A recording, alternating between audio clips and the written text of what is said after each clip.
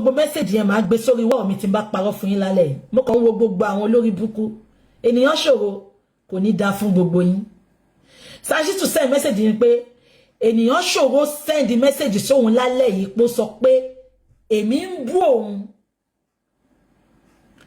gbogbo message tó wá kà fún yín yẹn Sashi to ti sọ fẹ́ mi kó tó fún wọn lánsà ṣé mo game tí Shi to play bẹ́ẹ̀ wọ́n fẹ́ gbé mi mọ́ra get it. I'm spiritual. I am very spiritual. Ènìyàn ṣòro ló send the message Shi to.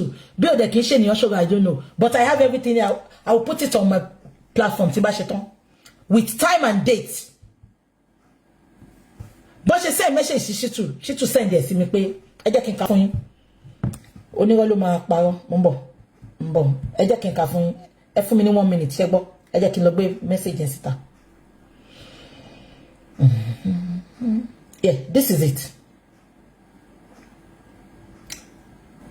Mark pe number yẹn síta. Ẹ má jẹ́ kí n pé kí n má hùwà bí fínà.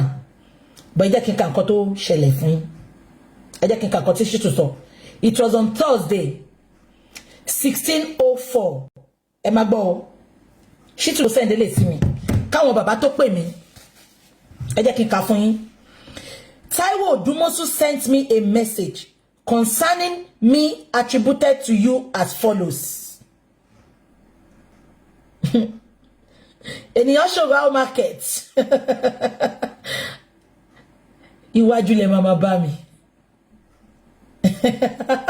Mo rí tí gbogbo yín ka message. Wọ́n ti send ẹ̀ Shi to ní kure. Mo ti rí message kí gbogbo yín torí. Did you see me say anything? No.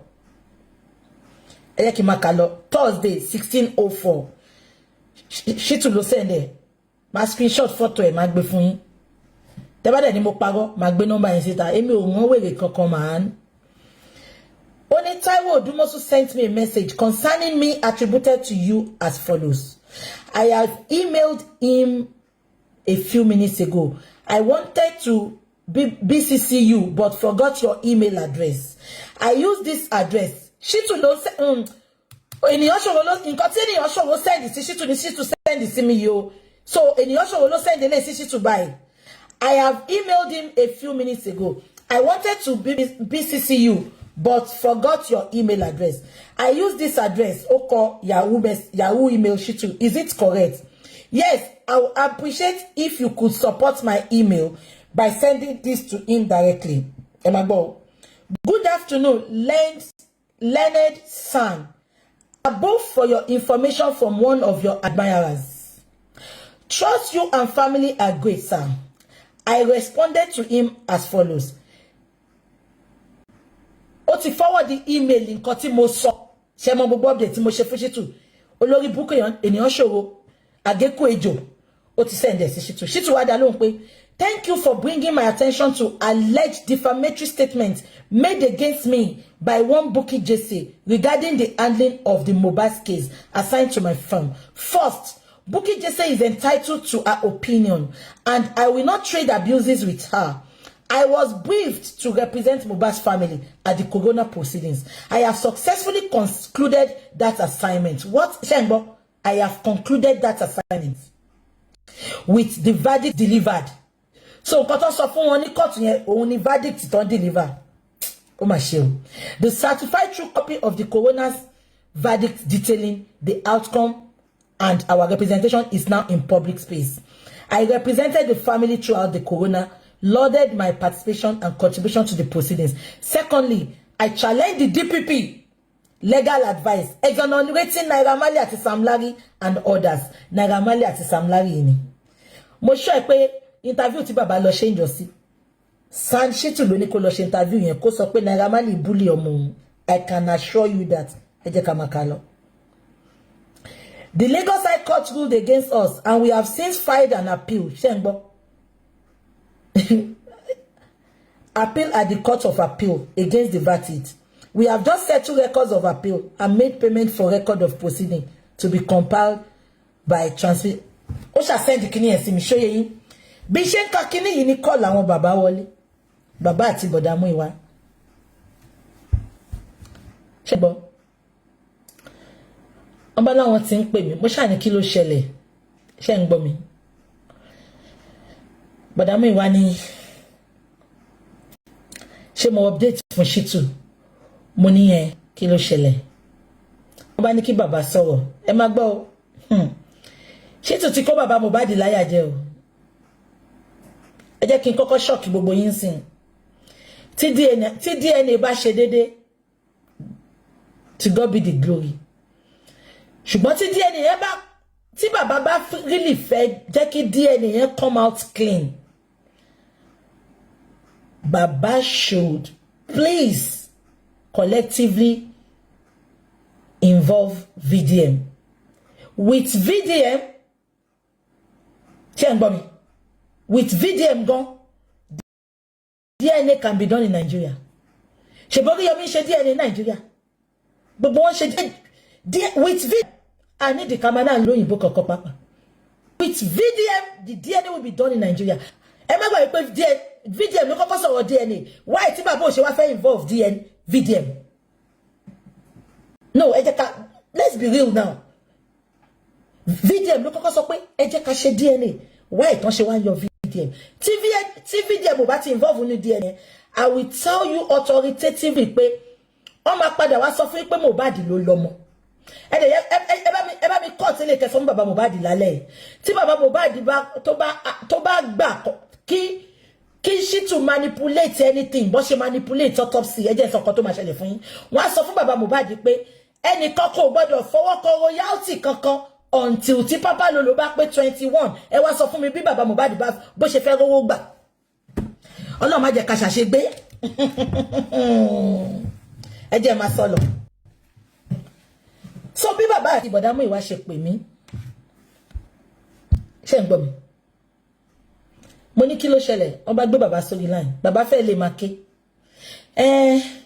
mama ẹ jọ̀ọ́ nítorí Ọlọ́run mo ní kí ló dé bàbá ẹ calm down àwọn update tẹ́ kọ́ ni Shitu ti bínú Shitu sọ pé tẹ́ lọ yọ update yẹn tẹ́ bá lọ yọ update yẹn òun ò ní ṣiṣẹ́ fún mọ́ inú tí mo ní bàbá ẹ bọ́ níbẹ̀ láyé yín ẹ má bá mi sọ mọ́ mo ní kí lórúkọ mi blogger ni mi mo ní kò ní dá fún Shitu ò ní kúre tí ò bá yọwọ́ nu iṣẹ́ yín mo ní Shitu sọ fẹ́ yín pé tí n bá lọ yọ update tèmi kò ní ṣiṣẹ́ fún yín mọ́ mo náà ran bọ́ǹbù lọ́wọ́ ni mo ní kó má ṣiṣẹ́ fún yín nọ́mọ̀ là ń gbàdúrà ẹni kó máa lọ àìmọye lọ́yà inú ti bí mi bí bọ̀dá mi wá ṣe ní kí n ní sùúrù nìyẹn pé BJ kò ń ṣe bẹ́ẹ̀ ni bàbá ṣe kò ń ṣe bẹ́ẹ̀ ni Shitu ṣe sọ ipe Shitu kan sọ pé èmi update fóun kìnnìkan mo ní yes mo update fún mo ní tẹ́ bá dẹ̀ tún dánú bí mi màá tún lọ fi update mi mọ́ fún mo ní who the hell does he think he is mo ní ṣe rí mi kí n mú update wá sílẹ̀ ni mo ní bàbá ṣe torí Shitu lóhun ò ní ṣiṣẹ́ yín mọ́ ẹ wá ń ké ẹ̀yin lẹ ń fún lóúnjẹ mo ní kí lẹ fẹ́ gangan sìn mo ní ẹ jẹ́ kí n kọ́kọ́ sọ fún yín o ẹ má ní kí n mú update mi wálẹ̀ o mo ní ṣe mọ̀ pé bẹ́ẹ̀ ṣe sọ fún mi ìjọsìn yẹn olórí burúkú African TV èmi ni mo kọ́kọ́ tó àṣírí African TV àbí kò yé yín mo ní mi ni mo kọ́kọ́ tó àṣírí African TV mo ní bẹ́ẹ̀ ṣe padà wá bá mi nìyẹn pé kí n jọ kí n mú page kí n mú nǹkan tí mo update wálẹ̀ pé kí n ṣe show kí n bẹ́ẹ̀ mo gbọ́ sí lẹ́nu ńjọ́ yẹn because mo feel pé ẹ mọ̀ nǹkan tẹ́ ń sọ ni mo ní mo bẹ́ẹ̀ tán kò pẹ́ tí mo bẹ́ẹ̀ tán kò pẹ́ láṣírí ẹ̀ tú mo ní ẹ má wá sọ̀rọ̀ fún mi mo nígbà tí mo join justice for Mohbad mo ní nǹkan lẹ mú mi wọ̀ o mo ní ohun mi ni o mo ní ẹ bá mi sọ fún Shitu kó f off bọ̀dá mú ìwà wa sọ pé Shitu sọ bẹ́ẹ̀ wípé nǹkan tó ṣẹlẹ̀ ni pé kí n jọ kí n má gbé Shitu láyè mo ní there you go again mo ní sọ tá bá ti ń tún àṣírí sí àgbéṣù láyé ni mo ní ṣe mo bá yín wà ní brotherhood of mo ní sọ kí n rò tán sìn kí Shitu bá yé dẹ́tọ́ kí n tó sọ màá wá máa sọ gbogbo yẹn wá máa sọ pé BJ ò ṣe ti sọ ṣé ń gbọ́ mi bàbá dẹ̀ ni mama ẹ jẹ́ kí n sọ tọ̀rọ̀ fún yín sìn mi lè fi Shitu lẹ̀ o Shitu ló máa ṣiṣẹ́ yẹn o mi lẹ́lò mi o ẹ má gbọ́ bó ṣe mú sí bàbá Mohbad lórí o ẹ jọ̀ọ́ ẹni tó bá jẹ́ lọ́yà mi báyìí kó kàn sọ pé I'm a lawyer kó bá mi pè wọlé kó sáré enlighten wa ẹ bá gbọ́ nǹkan tó mú sí bàbá lórí o bàbá wá sáhùn pé nǹkan tó ṣẹlẹ̀ ni pé àwọn ò lè jẹ́ kí Shittu lọ ní time yìí o ìtorí tí Shittu bá lọ àwọn ẹ máa gbọ́ o kò tún sẹ́ni táwọn lè gbà ní Nàìjíríà tó ju Shittu lọ Shittu is the highest rank ipe then tí Shittu bá wà ní court ẹ̀rù máa ń bà àwọn judge yẹn láti sọ̀rọ̀ ni mo ní Shittu is a guy man Shittu is a 19 ẹ wo bó ṣe manipulate àníbọ̀dá mú ìwà náà sọ bẹ́ẹ̀ ta làwọn tún fẹ́ lò tó máa dàbí Shittu ẹjọ́ gbogbo ẹ̀yin tẹ́ ń ṣe lọ èmi ò ká lọ ẹ bá mi dá sí ṣé bó ṣe rí nìyẹn ni mo ní bàbá Mohbad bọ̀dá mú ìwà ẹ bọ́lẹ̀ ń bẹ̀ wọ́n náà wọ́n ti débi táwọn lọ mo ní ẹ bọ́lẹ̀ ń bẹ̀ mo ní ẹ wo VDM gbogbo àwọn tó lò barrister ni wọ́n kì í ṣe fan kò máa lóòsì kéèsì rí àbẹ́pọ̀n tí mọ́lé tó sọ pé ó búyàn yàbí nǹkankan mo ní bàbá wọ́n manipulate yín ni wọ́n ti strategize ọpọlọ yín wọ́n wá jẹ́ kí bàbá believe pé kò sẹ́ńtì bàbá lè gbà tó máa ju Shittu lọ pé torí tí Shittu bá wà ń kọ́ọ̀tù àwọn jọ́ọ̀jì máa ń bẹ̀rù ẹ̀ mo ní bàbá ẹ bọ́lẹ̀ ń bẹ̀ wọ́n náà wò tí ì dé bus stop mo ní ẹ bọ́lẹ̀ ń bẹ̀ mo nígbà tí corona inquest Shittu máa ló ń líkì á sí jọ́ọ̀jì abẹ́tí gbàgbé ni Shittu ló sọ pé the lawyer is a good woman lawyer ò máa rán Shittu abẹ́ẹ̀rí tí jọ́ọ̀jì yẹn ń bu yín tó ń pọ́nyà Mohbad lè Shittu ò máa sọ nǹkan kan bàbá ṣáàní ẹ má gbọ́ ẹ jẹ́ kí sáré charge fóònù mo ti sọ pé mi ní pẹ́ but tí ọ̀fù ti lò mo gbọ́ ẹ jẹ́ kí sáré charge fóònù ó ti fẹ́ ẹ fún mi 1 minute ṣẹ́ gbọ́ ẹ má bẹ̀rẹ̀.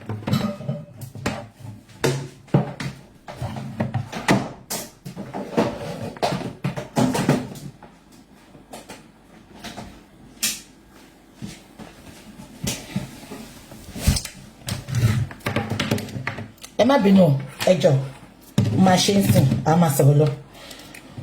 So mo wá sọ pé bàbá ókè kí lè fẹ́ because mo rí pé ṣé ìgbà tí bàbá ti sọ pé mi lè fi Shittu lẹ́yìn mo kọ̀ wó pé no okay let me it's not a do or die game and Jehovah sees my heart mo sọ fún yín every time kàkà kí mi make owó lórí justice for Mohbad o èmi gan mo tún náwó mi mo mọ iye tó ti bọ́ lára mi láti bàtà tí ń ṣe justice ṣé ká dáwó ni àbí I don't want to talk too much kó má dàbí pé ta ló wọ́n ṣe but èmi ni mo fara gba a lot nínú justice tí mo dẹ̀ complain for anybody so gbà tí mo rí pé bàbá ti sọ pé ẹjọ́ mi lè Shittu o mi lè òun ló máa ṣe gbogbo ẹ o ẹ mọ nǹkan tí mo dẹ̀ ṣe lẹ́sẹ̀kẹsẹ̀ mo ní bàbá kí lẹ fencing kí n jọ kí n bá wọn gba Shittu bẹ́ẹ̀ ni kí n bá wọn gba Shittu bẹ́ẹ̀ ni kí n dẹ̀ má update fún Shittu mọ́ mo ní ṣe nǹkan tẹ́ fẹ́ nìyẹn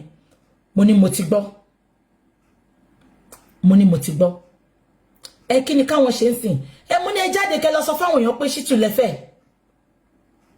àbí ìtòyẹ̀ mo ṣe ń wo gbogbo yín tẹ́ sọ pé bàbá ti jáde fún ó sọ fẹ́mi kan tó jáde èmi mo ní kán jáde kán lọ sọ fáwọn èèyàn àbí kàn lè sọ pé Shittu lẹ́fẹ̀ kẹ́ máa sọ lábẹ́ ẹ lọ sọ fún gbogbo èèyàn kí n dẹ ìjọ yẹn tó ti sọ pé Shittu lọ́wọ́ fẹ́ níwájú Ọlọ́run àtẹnìyàn mi fi ṣe jà àjọ rẹ́rìn gan mo kàn ti decide inú mi pé alátiṣe ló mà ti ṣe ara ẹ̀ mo kàn ti decide pé I will not come out of justice I will just sit back and tán bá wá tẹ́ tán màá wá ní ṣèbí mo ti sọ fún yín ṣé ń gbọ́ èmi gangan tẹ́ bá sọ pé mo parọ́ màá screenshot call àti time kẹ́ wá wo time tí bàbá jáde èmi gangan mo ní bàbá ẹni Shittu lẹ́fẹ́ àbí ẹ lọ sọ fún public ṣé kò wá ní dàbí pé àwọn counter nǹkan tí mo sọ mo ní bàbá no ẹ má worry mo ní ṣèbí èmi ni má gba bullet yẹn ẹ lọ sọ kàn lè sọ fún mi pé ẹ fẹ́ Shittu because mo ti sọ pé Shittu kò dá so tẹ́ bá kàn dákẹ́ àwọn èèyàn ti mọ̀ pé Shittu ò dá ẹ̀yin ẹ lọ sọ tẹ́ bá ní mo parọ́ I will put out the dates I will screenshot every damn thing ẹ̀yin wèrè wọ́n ní bàbá ti bu bàbá ti ṣe he told me and I told him to go wọ́n tún bí mi gan wọ́n ní ṣé mo ṣọ́ mo ní bàbá ẹ lọ mo and funny enough Also, me there as anything. I swear to God. Ìgbà tí mo wọ́n pè mí bàbá ti jáde. Bàbá wá béèrè. Wọ́n ní ṣé kí n jáde ńsìn. Mo ní lẹ́sẹ̀kẹsẹ̀. Mo ní bọ̀dá Múyìwá. Ẹ kọ nǹkan tán máa sọ fún wọn kán má bàa gbàgbé. Bọ̀dá Múyìwá náà wọ́n máa text wọn. Tán bá ní mo parọ́ ẹni kọ́ta kò mí. Ẹ wá ní BJ máa bínú. Wọ́n ti lé BJ. Àbólórí burúkú nìyí ni. Àní kò sẹ́ni tó lè lé mi. Kò sẹ́ni tó lè lé mi. Tí n bá ti sọ tó tẹ́ gbọ́, mama wo yín tó bá dé come back. Tó bá come back negative, má sọ pé ṣe bí mo sọ. No, ẹ jẹ́ ká wò báyìí. Ìgbà tí mo sọ pé on ti ṣe DNA lẹ́ẹ̀mejì. Gbogbo yín ṣàn sọ pé mo parí. Many of you trust me now. On ìgbà tí video mi gbé evidence síta. Ẹ bá mi mú nǹkan kan tí mo ti sọ tí ò wá come to pass. Mi ní purọ́ mọ́yàn mi, dẹ̀ ní sọ pé èèyàn tó ń ṣe dáadáa ò ṣe dáadáa. Èmi ṣẹ́gẹ́jọ́ yẹn tí mo ti rí pé bàbá wọ́n ti config go brain ni wọn mo kàn sún mẹ́yìn ni mo dẹ̀ ní kọ́ fún public ṣé ń gbọ́ bàbá tẹ̀ bọ́ta ṣé ìgbà tí bàbá bọ́ta mi wo ṣùgbọ́n láwọn èèyàn wọ́n ní bàbá ògbéyàn kọ́kọ́ gùnkè bíbélì ní tí wọ́n bá ṣe rere ara kí ó ra ya o wáyé tí bàbá ò ṣe gbéyàn kùkè bàbá ò fẹ́ yẹ kéèyàn challenge decision yẹn ṣé ń gbọ́ mi after tí bàbá ṣetán ẹ mọ̀ pé mi kì í wo chat wọ́n ní Mommy Rich Grace butter mi ti ẹ mọ̀ pé bàbá Mommy Rich Grace ẹ lè sọ pé ẹ mọ̀ pé bàbá ṣe show now come on ẹ má mọ̀ kí Jésù ẹ̀yin tẹ́ jẹ́ pé kẹ́ tó sọ̀rọ̀ kan Bíbélì sọ pé Jésù sọ pé ó ṣàdí Mommy Rich Grace jáde mi ti ẹ mọ̀ pé bàbá jáde Ọlọ́run tẹ̀ ló ní mo mọ̀ tí bàbá bá lóhun ò fi Shitu lẹ̀ kò filẹ̀ náà nìyẹn I stand with Shitu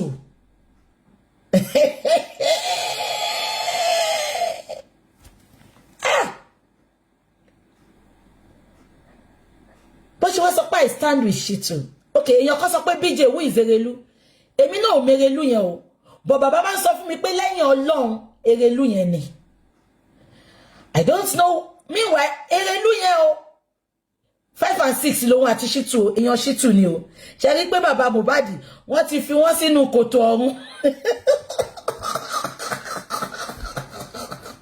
ẹjọ́ má bú bàbá mi o ojú lásán kọ́ ni wọ́n fi ń bá bàbá lò wọ́n ti gbọ́yàn fún bàbá wọ́n ti gbé gbogbo ẹ má lọ kí bàbá ní bàbá lé mọ́ àwọn olórí burúkú wọ́n ti gbọ́ pé kápẹ́ńtà ó gbé nǹkan sábẹ́ ó rù sábẹ́ ojoojúmọ́ lọ́lọ́ ń kí ẹ má lọ kí mọ́ ẹ fílẹ̀ oníyàwó mo gbọ́ pọ́n lórí burúkú kan sọ lánàá pé ìyàwó bàbá Mohbad ti gbàbọ̀dẹ̀ ẹ ní ṣe oríire tí obìnrin yẹn bá fẹ́ sẹ́ẹ̀lì bàbá yẹn out látijọ́ yìí àti sẹ́ẹ̀lì out ṣé ẹ sọ pé ìyàwó bàbá Mohbad gbàbọ̀dẹ̀ kó ba lè lé kẹ́yìn lọ gbọ́yàn fún kó wá mọyàn yín ẹ ti rí pé bẹ́ẹ̀ ṣe ń lọ lé wọn ìyá yẹn wà lé ẹ̀rọ yàn àtòbòṣí fún bàbá ẹ̀yin olórí burúkú àwọn aráàlú òyìnbó yìí náà ni kọ́mọ̀ ìtì lọ wọn ti lọ lé bàbá Mohbad wọn ìgbà tó ti gbọ́ pé mo máa sọ pé ẹpọ̀n bàbá rù sábẹ́ ó rù sẹ́pọ̀n àwọn olórí ibú ẹjẹ́ a máa sọ lọ ibo mo sọ̀rọ̀ dé èmi ò Erelu yẹn o mo ṣàrántí pé bàbá sọ pé Erelu kan Erelu yẹn ń kọ́ o lẹ́yìn Ọlọ́run Erelu yẹn ni ó máa advice mi ó máa ń bá mi sọ̀rọ̀ ṣùgbọ́n Erelu àti Shitu 5 and 6 ni wọ́n ẹ wá sọ fún mi bí bàbá ṣe fẹ́ bọ́ kúrò nù kòtò ọ̀run páńpẹ́ ayé tán dè wọ́n mọ́ ẹ jẹ́ a máa sọ lọ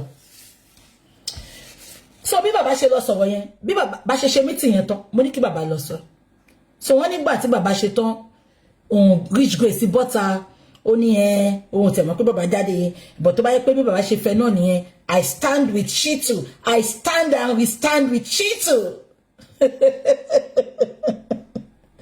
àwọn èèyàn screen record ọ̀rọ̀ wọn fún mi ṣeré mi because heaven sees my heart I love this woman wholeheartedly I have a big plan for her tó bá kàn jẹ́ pé wọ́n ní sùúrù ni ṣùgbọ́n according to Mommy Rich Grace àtàwọn tó bá sọ̀rọ̀ ó ní gbogbo èèyàn ló ń cash out lórí justice for Mohbad tó bá fóun náà lówó òun á gbà á Mommy Rich Grace kí n tó mọ́rọ̀ lẹ́nu lórí ọ̀rọ̀ yín nǹkan tí n bá sọ lálẹ́ tí n bá parọ́ ẹ gbé Bible kẹ́ mú ọmọ kan ṣoṣo tẹ́ bí kẹ́ wá fi ṣépè pé kò rí bẹ́ẹ̀ tẹ́ bá ní kò rí bẹ́ẹ̀ má fi ilẹ̀ fọ́lọ́run àwa jẹ́ kọ́lọ́run ṣe dájọ́ ẹ wò mí dáadáa mi lógún o ṣùgbọ́n mo gbẹ́kẹ̀ lọ́lọ́run ẹ jẹ́ kí n máa sọ lọ bàbá ṣáà bọ́ta bàbá ṣe show yẹn á dá fún yín ẹnìkan sọ pé you were rooting for her too much yes because I trusted her I believe she genuinely loved God kí má ti gbọ́ pé yàn kan sọ̀rọ̀ ni máa bọ́ta fún wọn ni ẹ má bú mà yẹn ó ń lọ ó ń bọ̀ láti Ìbàdàn sẹ́kọ̀ọ́ ṣé tẹ́ bá rówó ń bẹ̀ ẹ máa lọ ni bẹ́ẹ̀ ṣe lọ sẹ́kọ̀ọ́ lójoojúmọ́ lọ fún yín lówó náà ẹ jẹ́ ká máa sọ lọ bàbá ṣáà ṣe show yẹn bàbá ò gbéyàn gòkè bàbá ti mọ̀ pé àwọn kan máa àtáàkì àwọn ni pé bàbá wa ò gbéyàn gòkè wọ́n ṣáà ṣe show yẹn táwọn èèyàn pè mí BJ bàbá ti ṣe show mo mọ̀ pé many of them are surprised nísìn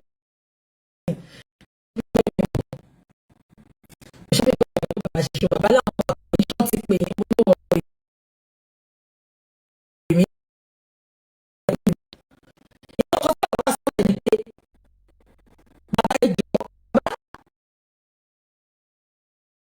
fún gbogbo yín àti gbogbo ẹ̀yin ọ̀tá ẹ jẹ́ kí n bust bọ́ọ̀bù yín lálẹ́ yìí tẹ́ bá ń dúró pé máa bá bàbá jà ibẹ̀ lẹ́ máa dàgbà darúgbó sí o bàbá is vulnerable bàbá lè ní tiwọn lọ́wọ́ o wọ́n ní tí wọ́n bá nífẹ̀ẹ́ yàn gbogbo àlébù ara ẹ̀ ló máa nífẹ̀ẹ́ bàbá ní tiwọn lọ́wọ́ I will not lie but I'm telling you tonight because only if you love me you love my dog mo ò nífẹ̀ẹ́ bàbá nìkan gbogbo àlébù ara ẹ̀ ni mo nífẹ̀ẹ́ so tẹ́ bá dúró pé máa bá bàbá jà mí ní bàjà but máa kàn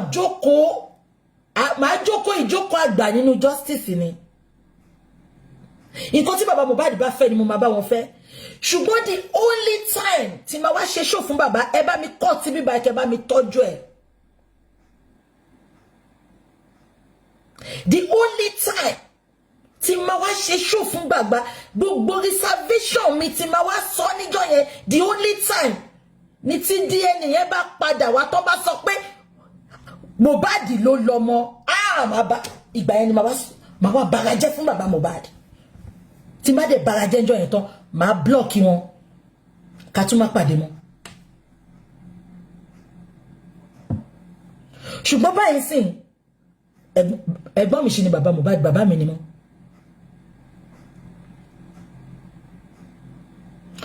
so gbogbo ẹ̀yin ọ̀tá justice ẹ máa dàgbà darúgbó gbogbo yín máa ká gbogbo great grandchildren ni ẹ máa bí síbi tẹ́tí ń dúró yẹn ni ipe máa bá bàbá jà wàláì kí bàbá bọ́ta mo gbọ́ tó sọ pé àwọn olórí burúkú sọ pé bàbá ń bú mo ní voice note ibi tí bàbá ti sọ pé ẹ̀kan ló fáwọn lówó oúnjẹ bàbá ò jẹ́ sọ bẹ́ẹ̀ bàbá lè ní tiwọn lọ́wọ́ ṣùgbọ́n bàbá Mohbad ò kì í parọ́ bó mọ̀ pé gbogbo yẹn ẹ fẹ́ jẹ́ kí n bínú ni mo ti gbọ́n at 50 years old you cannot manipulate me ibi lẹ bá mi I play the game I put the game out and you play it I write the script you act it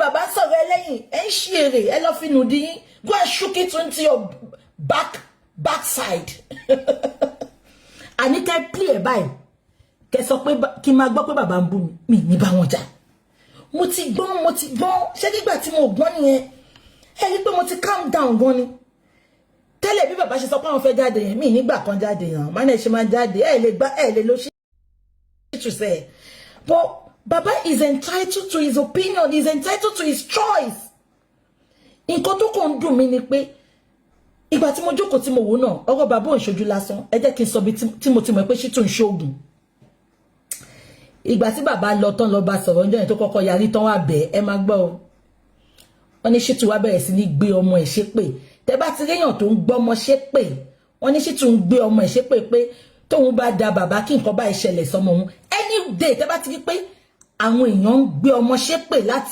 láti justify òótọ́ wọn ẹ mọ̀ pé wọ́n lọ ń pa tó bá tọ̀ nǹkan lá wọ́n ti ṣe nǹkan kan sára tẹ́pẹ́ yẹn ò ní ọmọ wọn bàbá ní hà ibi tí odindi sáànù ti ń gbọ́mọ ẹ̀ ṣe pé tóun bá dà mí aláwo ni wọ́n ẹ lọ bèrè lọ́wọ́ jẹnẹjà pátá ó máa gbé báìbù bẹ́ẹ̀ wọ́n máa ṣépè ní nínú ṣọ́ọ̀ṣì gbogbo àárín báìbù ló ti já kúrò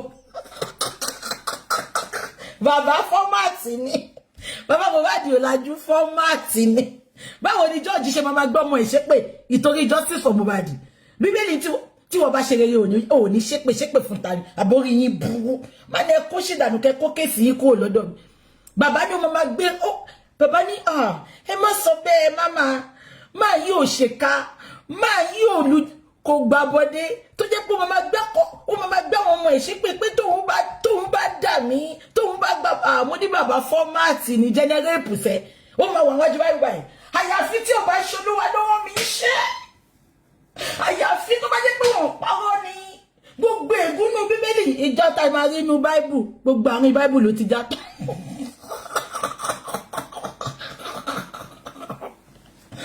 ṣe nígbà tí bàbá sọ pé ṣí tún gbéra ìṣépè yẹn ibẹ̀ mo ti rò pé wọ́n ti lo bàbá yìí máa anyway ẹ jẹ́ máa sọ̀rọ̀ so mi ìfẹ́ bọ́ta tẹ́lẹ̀ a lot of people ti pè mí pé àwọn olórí Bukky ti ń sọ̀rọ̀ pé kí n má bọ́ta because many people tó pè mí mọ̀ pé tí n bá bọ́ta màá bínú but ẹ jẹ́ kí n sọ fún yín mo ti ju bẹ́ẹ̀ yẹn lọ ẹ rí pé mo á lè fi máa rí mi tí mò ń bọ́ta ń sìn ṣẹ́rí you will look like who you follow mo máa ń follow àwọn kan I listen, I read, I watch good videos on social media. Video to motivate me, video to make me do more to myself and for my family. So, if not because of it, I'm used to talking. I can't pay me. Koni marry me tamon. Be ati ban love for holidays me. We go together. Mama fi gbogbo wọ̀nyí. But apart from that, coming out talking. Me any time memo. She got to say. Anyway, jẹ́ ká máa sọ lọ. So ìgbà tí bàbá sọ gbogbo kíní ẹ̀ mú kọ pé máa yìí nǹkan tó fi ń gbé bàbá ẹ̀ mọ́ra ni. Ẹ jẹ́ kí máa sọ lọ. So ìgbà tí bàbá ṣe show yẹn tán, wọ́n wá ní Rich Grace jáde pé sọ pé ohun tẹ́ mọ̀ pé bàbá Mohbad ṣe show. Ṣùgbọ́n tó bá yẹ pé nǹkan tí bàbá Mohbad fẹ́ nìyẹn, kàn respect opinion now. I stand and restand with Shitu. Wọ́n ló sọ bẹ́ẹ̀. Mo ní okay, and that's fine. Me too jáde because this woman is somebody I like so much. Me fẹ́ counter. Meanwhile, but in gbọ́ two things. Mommy Rich Grace ma sọ lálẹ́ kẹ́gbọ́. Mo ní nǹkan tó mú Mommy Rich Grace to stand with Shitu nǹkan méjì ni. Mo ní mi trust Nigerian women no. Mo ní àwọn tó wà nílé ọkọ ló ṣe ṣìnà jù. Mo ní ìsílẹ̀ kó yẹ pé Shitu ó ń jẹ́ṣẹ́ Mommy Rich Grace àbí Mommy Rich Grace wọ́n ti gbówó fún. Èmi kàn yín sọ yẹn ni o. Ṣé ń gbọ́ mi? Ṣàdákẹ́. Ṣé pé mo no sọ yẹn níjọ́ tí bàbá ṣe show. Àná wọ́n bá send the video Mommy Rich Grace sí mi. Mi bá ní kí n play video yẹn fún yín. Ṣé kí n play fún yín ṣá? Ó dàbí wà nínú video yìí. Bó dàbí sister Comfy gbé sórí wall wọn. Mo bá ń gbọ́. No hello lọ́dọ̀ sister Comfy mi kò bó wà mí báyìí. Ń bọ̀. Uncle mi tara wo mi bá mi send video yẹn sí second phone ẹ jẹ́ send message sí yín bí ẹ máa rí kí sáré play fún gbogbo yín ẹni sùúrù fún mi o ń bọ̀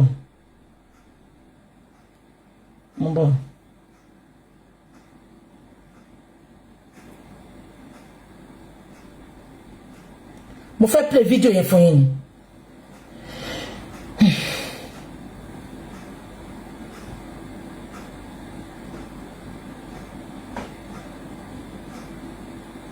okay ẹ jẹ́ play fún gbogbo yín kẹ́ gbọ́ nǹkan tó trigger mi gangan ní fídíò yìí mo sọ pé mi ní jáde mo ti ní mo ti sọ tèmi ṣé ń gbọ́ mo ti ní mi ní jáde but nǹkan tó trigger ẹ máa play fún yín ṣe ní sùúrù fídíò yìí ló trigger mi ẹ jẹ́ kí play fún yín kí gbogbo yín gbọ́.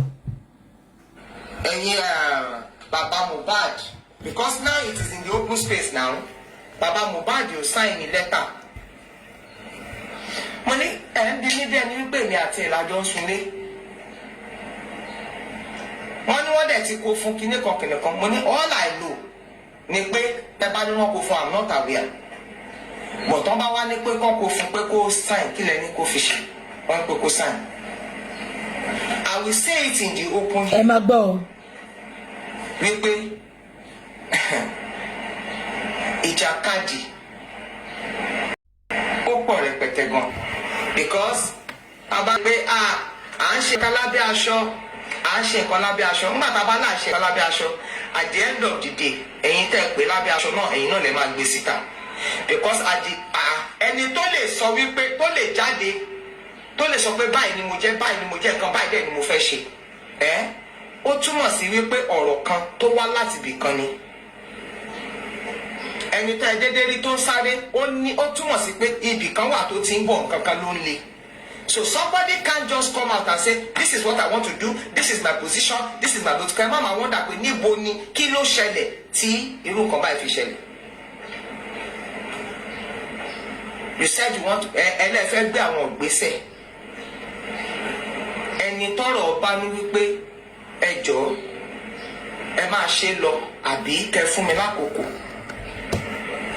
tá a bá wá sọ wípé alọ́ba ni gbogbo wa bá wá it's normal for us láti sọ pé okay we are guiding you like this we are looking at it like this but mo máa sọ can we cry more than the bereaved ṣáà lè kéjú ẹni tó yí nǹkan ṣe ni 10,000 times I'm saying it pípé ìwọ̀nba ni mo lè sọ lórí ọ̀rọ̀ justice for Mohbad nítorí pé ọmọ mi kọ́ ló kú ọmọ yín náà dẹ̀ kọ́ ló kú. ṣẹgbọ́. promise lérí Olúwayọ̀. ìwọ̀nba lẹ lè sọ ṣùgbọ́n ẹ sọ pé I stand and restand with Shitu but ìwọ̀nba lẹ lè sọ ẹ má gbọ́ mo yín bọ́ mi kan o. ọba mi alọ́ba ló ń jẹ́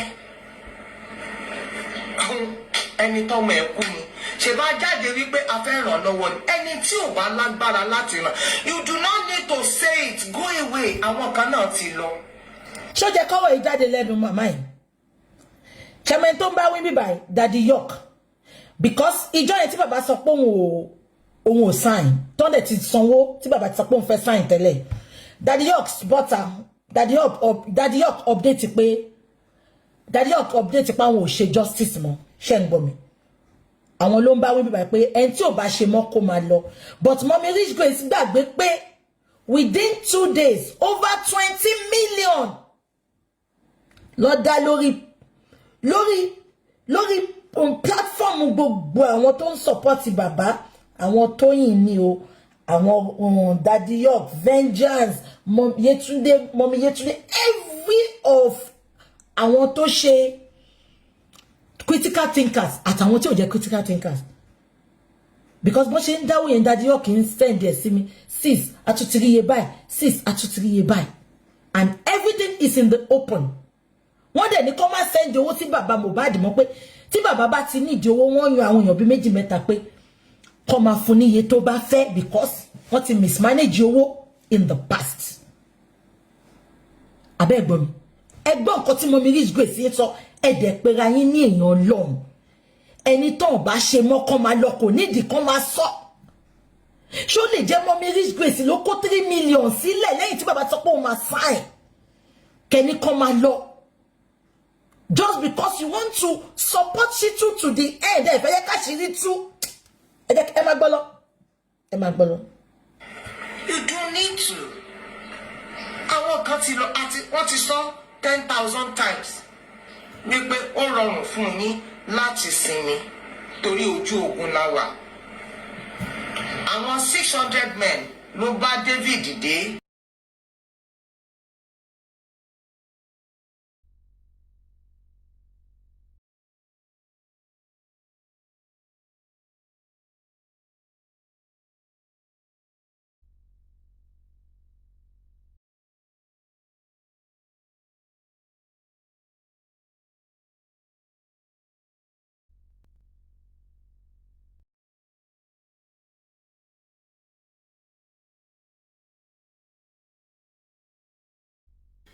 Hello, if you can hear me, kindly say yes, you can hear me.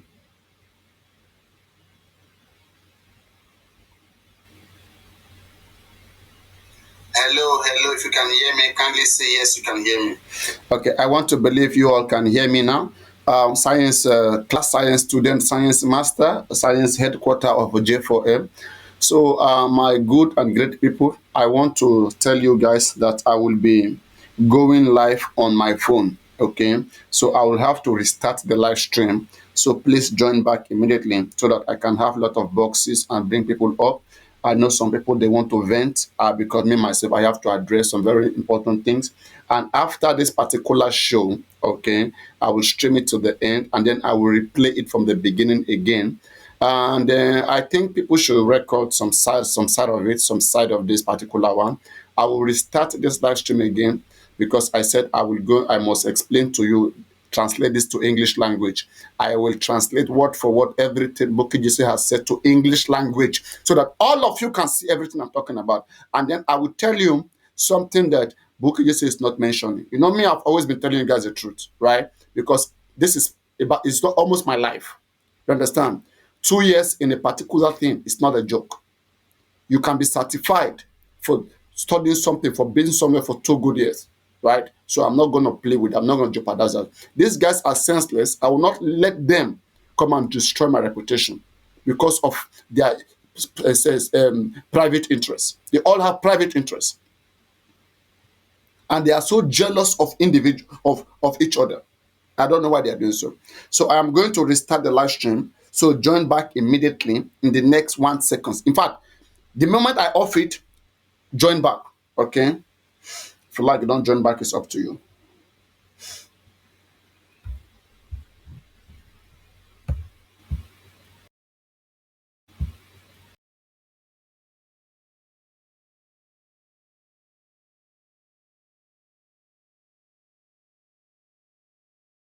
Anybody bá fún mi lówó màá gbà á.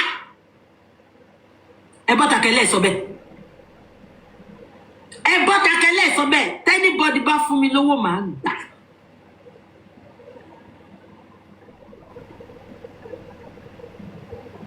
Abẹ́tí gbàgbé ni. Ẹ sọ fún wọn pé lọ apply fún United Kingdom visa ni tán fún yín. Wọ́n dẹ̀ tún promise pé ọmọ bá yín mọ́mọ́ yín wá sí lóyìnbó. Ṣé torí ẹ̀ lè ṣe gbàbọ̀dé fún wa? Ìtorí ẹ̀ lè ṣe sẹ́ẹ̀lì wa out. Ó máa tó èèyàn ló máa kù. Ẹ jẹ́ ká máa gbọ́ lọ. It's 100%. Even in me, tí gbogbo yín because the way people are calling me as if we èmi àtàlọ́ba jẹun sunlé, you probably do not know wípé I feel some pains in my body. No, irọ́ lẹ pa. Let me tell you now. Nǹkan kan ṣẹlẹ̀ níjọ́ kan. Mi mọ̀ nǹkan tó ṣẹlẹ̀. Ó dàbọ̀rọ̀ ṣìtù náà ni. Mo wá pé bàbá ò gbé fóònù. The next person tí mo pè ní woman yìí ò gbé fóònù mi. Ó wá sọ fẹ́yàn kan pé èmi ò kúkú mọ gbogbo eléyìí, mo ṣẹ̀ṣẹ̀ ń gbọ́ gbogbo ẹni o. Ó wá sọ fẹ́yàn kan pé òun mọ̀ gbé fóònù mi, òun mọ̀ ìpọ́wọ́ bàbá àti ṣìtù ni mo fẹ́ bá wọn sọ. Èmi dẹ̀ yìí ń jà fẹ́ ni. Ẹ wá sọ sí pé gbogbo wọn fi pé mo bá bàbá gbénu lé. You know what you are doing. Bí wọ́n ṣe fi King White ṣe àlébù ya Mohbad àti àdúrà, bọ́n ṣe fi yín ṣọ́ọ̀kì bàbá Mohbad nìyẹn. Wọ́n ṣe fi yín gáàgì ẹ̀ nìyẹn. Wọ́n mi Rich Grace mi léyìn lẹ́yìn bàbá Mohbad. Wọ́n tẹ́ bá da bàbá yẹn, tẹ́ bá gbowó, gbogbo nǹkan tó ṣẹlẹ̀ sí bàbá Mohbad á ṣẹlẹ̀ sí kò ṣèpè. Gbogbo àyìn tẹ́ bá gbowó lọ́wọ́ ẹ̀kẹ́ lọ dá padà. Tẹ́ bá gbà padà, yín lọ fún un. She's a manipulator. Ṣé wọ́n pè yẹn fún igi àwọn tọ́jọ́ ń gbàdúrà sílẹ̀. Gbogbo wọn jà pa ni.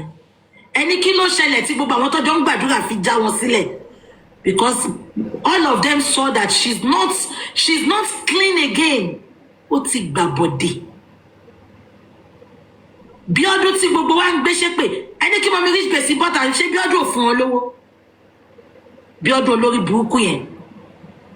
Ṣé bí ọdún ò fún wọn lówó? Èèyàn fẹ́ trust náà. Èèyàn fẹ́ trust. Ẹ jẹ́ ká máa gbọ́ lọ kí n tó bọ́ọ̀sì bọ́ọ̀bù yẹn. I feel pains in my body. Ìgbà míì ṣé gbogbo honorable ni àbí ṣé ọmọ mi kò wà lórí internet àwọn àbúrò mi ò sí ńbẹ̀ àbọ́kọ mi ò sí ńbẹ̀ don't they see comments. Mami Rich Grace ẹ bọ́ta lọ́sàn-án ẹ ń ṣe pity party ẹ sọ pé ẹ̀mẹ́rẹ́lú pérélú yẹn náà èèyàn burúkú ni ẹ̀mẹ́rẹ́lú náà ẹ̀mẹ́rẹ́lú sọ̀rọ̀ ẹ ṣe conference call lánàá ẹ jẹ́ kí n sọ nǹkan tó ṣẹlẹ̀ fún yín ṣé mo nǹkan tó ní kí bàbá sáyìn tí bàbá ò sáyìn wọ́n máa ṣe conference call Erelu ti sọ fún Mami Rich Grace nǹkan tó máa sọ nínú conference call yẹn èmi ò sí ńbẹ̀ o ẹ jẹ́ kí n sọ fún gbogbo yín bẹ́ẹ̀ ṣe ń yọ sólẹ̀ mo ṣe ń yọ gbọ́ o inú mímọ́ mi ibi tí mo jókòó sí lọ́mọ àti wá tó àṣírí yín o bí alẹ́ mọ̀ Erelu tí woman yìí ń dínà ẹ lọ́sàn-án she is very close to Erelu ẹ mọ condition tó gbá wọn critical think ẹyin critical think àti gbọ́ disappoint me you all mo sorry ó dàbẹ̀ ń ṣe bí coward báwo lèèyàn ṣe máa pè yín tó máa fún yín condition tẹ́ ẹ̀ ní kan f off. fàwa táàpù o. báàgì. ó bá ṣe kọ́ ó dàbí bàbá Mohbad náà wà ní conference call yẹn I'm not sure ẹ wo condition tí Mami Rich Grace ń gbé wọn ó ní tí bàbá bá tiẹ̀ máa sign ẹ má gbọ́ gbogbo yín ẹ má gbọ́ o tí bàbá bá tiẹ̀ máa sign kọ́kọ́kọ́ gbé lọ fún Ṣítù kí Ṣítù rí ẹ̀yin critical thinker ṣẹ̀dẹ̀ wà ń bẹ̀ ẹ̀dẹ̀ dákẹ́ ẹ̀dẹ̀ ní kò ní da fún gbogbo kò ní da fún wọn kò ní da fún ẹni tó mú ọ̀rọ̀ yẹn wá ẹ gbọ́ mi ṣá gbogbo yẹn ẹ gbọ́ mi ni àní nǹkan tí Mami Rich Grace wá sọ fún wọn nínú gúrùpù tó wá sọ láàárọ̀ ẹ̀ ni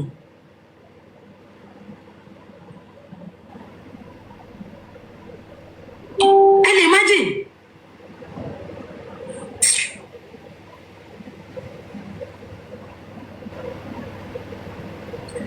àbí nǹkan tí mo sọ yẹn yín wọn náà fẹ́ ṣe nǹkan lọ́tọ̀ kí Ṣítù má mọ̀ ń pa ẹ̀ Rich Grace tí wàá ń sọ fún yín pé kí bàbá tó lè sign anything Ṣítù gbọ́dọ̀ rí àbí kò fẹ́ da fún.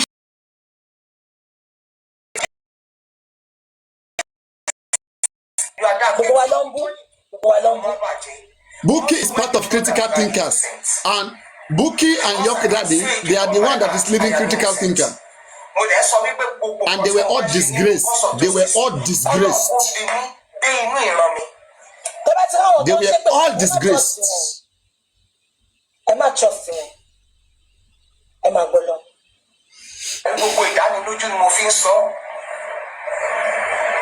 I'm sad. Nípé aláfẹ́ ṣe nǹkan kan láti ran èèyàn lọ́wọ́. And every point tiwa ló gbọ́dọ̀ ṣe ọmọ yín ló kù ni. Ṣẹ́gbọ́ statement yẹn. I'm sad. That is the same thing you guys tell us. Papariano ṣé ọmọ ẹ ló kù ni. Ṣé èyí tẹ́ ìwọ mi bá mi dá sí? Ṣé nǹkan táwọn critical thinkers fẹ́ ṣe yẹn? Ẹ jọ. Ṣé ó pọ̀ jù ni? Ṣé tí ò ṣe nǹkan kan? Wọ́n lè lọ gbà wọ́n lọ́yà mi kò máa ṣe. Ẹgbọ́n nǹkan tó sọ. Ó ní ṣètò wọn ti ń ràn lọ́wọ́ tí wọn ló gbọ́dọ̀ ṣe. Can you imagine this statement just because this woman want to fight for Shitu? No, ẹ jọ ṣe statement tí woman yìí sọ dá. Àwọn people yóò sọ pé tí wọn ló gbọ́dọ̀ ṣe. Bàbá ti sọ pé I will translate everything. So why is she even for 3 good days, I will keep translating this video. So you guys have to download it for anybody who is downloading. The whole of this video must be translated to English language. We must translate everything about this video to English.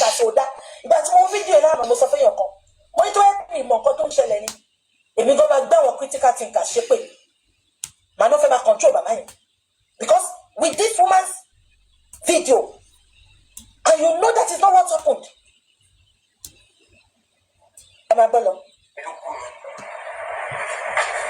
Ìkan nínú orin alọ́ba, ó nígbà tọ́mọ ń wà láyé ó ní alọ́ba ló ń jẹ́, ó nígbà tó dẹ̀ tún kó tán náà alọ́ba ló ń jẹ́. Tó bá ti wá di wípé ká bá dé kòríta ibìkan nǹkan kan ṣàṣẹlẹ̀, mo fẹ́ pé kẹ́ understand wípé we are at a battlefield, we are on a battlefield, ojú ogun la wà. Lójú ogun a kì í ṣe ọ̀rẹ́ ara wa, ìgbà tá a bá borí ogun. Ṣé ń gbọ́? Lójú ogun a kì í ṣọ̀rẹ́ ara wa, láàárín àwa ara wa táwọn justice. Àbẹ́ ìgbọ́ kan tí wọ́n máa ń sọ. Mo mọ̀ pé mi náà máa ń sọ kíní yẹn, bọ̀ kí ni máa ń sọ? Fáwọn anti-justice mi ì lè bá wọn ṣọ̀rẹ́ because àyè wà lójú ogun. Kò ń ṣàwọn tajọ́ ń ta the same cause. abẹ́ gbọ́ mi ni kì í ṣọ̀rẹ́ ara wa lórí pé àwọn critical thinkers fẹ́ gba solicitor òun lẹ̀ kì í ṣọ̀rẹ́ ara yín just because you want to support Shitu lẹ̀ kì í ṣọ̀rẹ́ ẹ bá mi bí woman yìí ṣe báwọn náà wà ní critical thinkers bọ́ọ̀ dẹ̀ síbẹ̀ wọ́n mọ̀ pa critical thinkers thank you she's a narcissist this is what they do they manipulate this is a game. Be careful. I mean well, that's why I speak with the whole of my heart. Be careful. I've not even done even. Man, these children.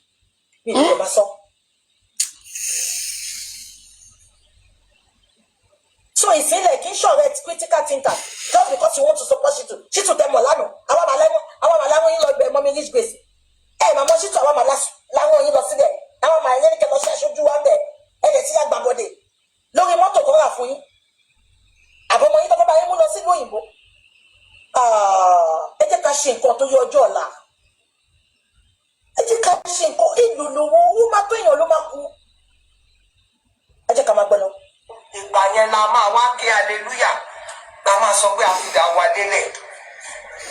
I look at some people. Now they have no hiding places. They have been abandoned by Baba. They have no hiding places now. Please let her mention name. Tell her what to man sọ̀rọ̀ sí Baba. Because I have never for once insulted that man. Ìjọ tí mo ṣe show fún Baba, ibi ni mo ti ṣe. Ṣé mo make grace? She has not for once insulted the man. Bukky, you have not for once insulted Baba Mohbad. Ó ní wá mú Baba wá sọ̀rọ̀ sí jákàjáká. Papa Riano. Thank God you are here. That's why I did not leave this case so quick.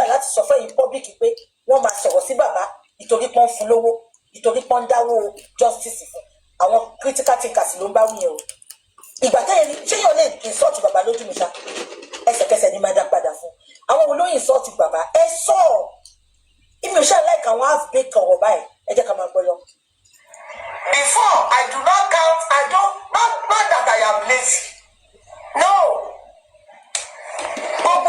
I have read the Bible enough to know. Guys, share the live. Everybody, please, let's tap and share the live, please. Tap and share the live, please. Number one, peace of mind. We're over 200 here now. What's happening? Okay, Abiola tó kú sí, ó ti kó gbogbo ọ̀rọ̀ ẹ̀ lọ. Àbí ọ̀rọ̀ ẹ̀yẹn ló lọ fi justify. Everybody tap and share, tap and share, tap and share, tap and share. That's still about 200. So that can move everybody in. But it is in this cause of justice for Mohbad. Let's go, be quick. Wow. Everybody, let's go. Be quick, be quick, be quick, be quick. Only in this Mohbad's father matter, only poverty is playing a mighty role.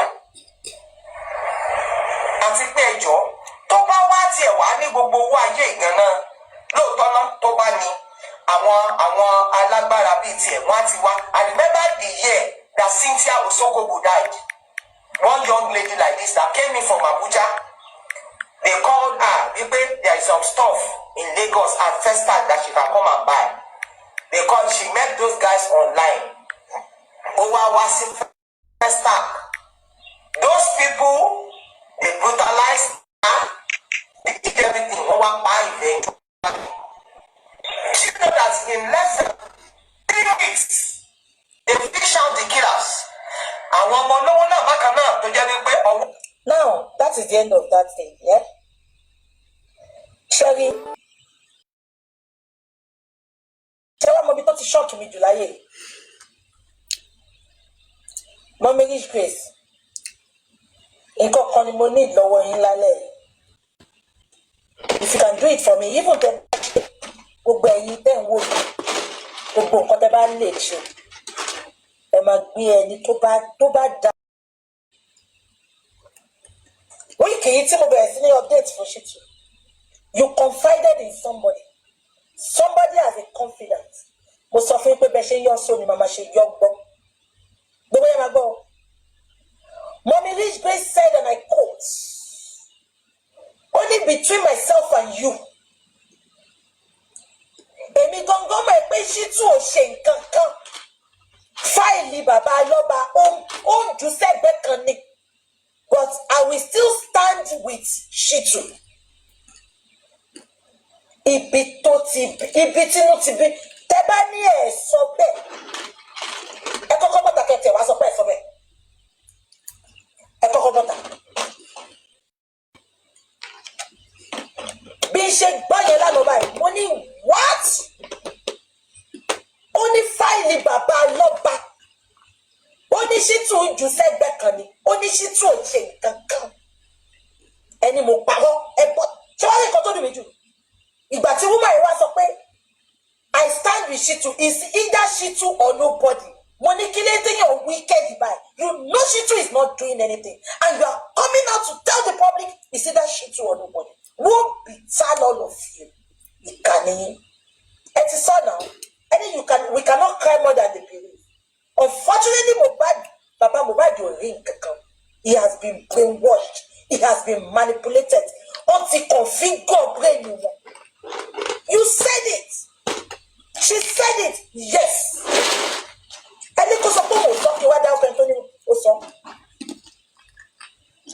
She thought she was confiding in that person.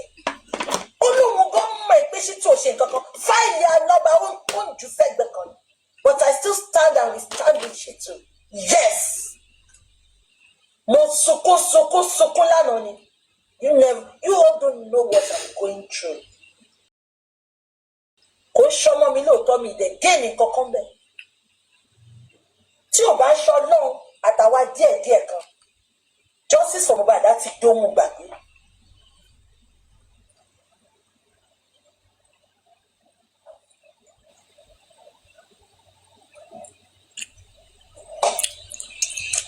Ẹ̀wọ̀n kan tó dùn mí jù, come out and come out clean. Nǹkan tí mo sọ pé nǹkan méjì ni, ìyá àgbẹ̀yọ́ pé ń jẹ́ṣẹ́ Ṣítù àbí wọ́n ti kówó fún un. Ó ń jẹ́ṣẹ́ bàbá, ó lè máa jẹ́ṣẹ́ bàbá náà. Shut up. Sọ̀rọ̀ tán. Kò sí pé tó lè ṣe. Pásítọ̀, èdè ara wọn máa ń yéra wọn. Rich Grace ń ṣe Jésù. Bàbá náà ń ṣe Jésù. Wọ́n dẹ̀ máa kọ̀ lọ bí ara wọn. Kí lè sọ? Àbí tó bá súnmọ́ àṣànà, wọ́n lọ bá àwọn àṣànà. Ìyá yìí tí wọ́n tó máa mọ̀ lọ sílùú ìbò, ẹ lọ sọ pé ẹ máa mú lọ kẹ wọlé sí lára. She said it. Mo rí ọ̀kan tó sọ pé ẹ tó bá fún lówó kó gbà náà, ṣé ìṣe èrè ni? Ṣé ìṣe èrè ni? Wọ́n máa fún lówó kó gbà. Ṣẹ́mọ́ stand tí bí ọdún olórí burúkú yẹn tèkì inú justice ṣá. Mẹ́ pé àṣànà ló support. Ó dẹ̀ fún ìyá ìlówó ìyá ìdẹ́gbà. No, ẹ jẹ́ ká sọ̀rọ̀ náà tó máa fún lówó jẹ kó gbà. Ṣé yà wèrè ni?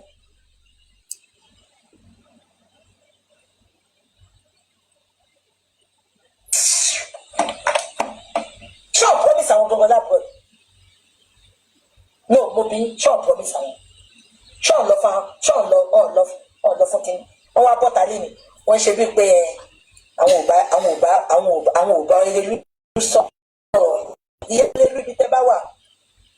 Èmi mọ̀ pé bàbá máa ń sọ̀rọ̀ yín ní ìmọ̀ yín. Bí àwọn ọmọdé mọ̀ yín mi ìmọ̀ mi ìròbí mo mọ̀ yín náà. Bàbá máa ń sọ̀rọ̀ yín gan pé lẹ́yìn Ọlọ́run Erelu ni. So Baba have another woman that Baba get another another woman again. Erelu again. Erelu.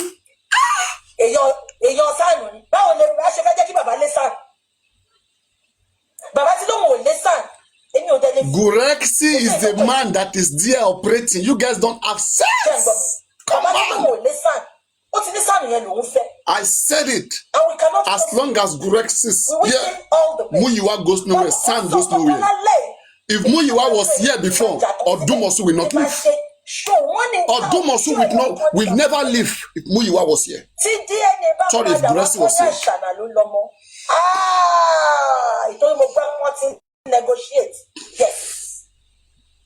And I was sure in which case she land not Adijeta. Also statement come back. She said, guys, can we be tapping, please? Why are you guys not tapping here? Kilo day. You have to be tapping now. At least, let's take the lights up all together. It's unfortunate. It is places where people lie a lot, that people go gather. They appreciate it, they enjoy life. When people are trying their best to make things right, you don't support them. You are against them always. And that's why it's become very difficult. Why do you keep on hearing these things? These are all repetition.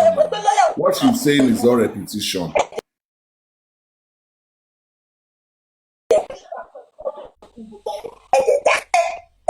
You said, She has said what she wants to say. All this she's saying is repetition. You don't need to listen to this one anymore. It's okay. No, people just want to hear it. So let's see where they are landing. And then we can now, because we have to reassure people. So people can think for themselves. If she don't say it, some will not learn. We have been doing this for 2 years. We have been saying all these things. If she don't say it, others will not learn. So let them hear it from her. When I was against our son suing DPP, they made me to a fool. Now she's saying that she too was against it. Everything I've talked about, she will come out and be claiming that she too complained about it. Tell me.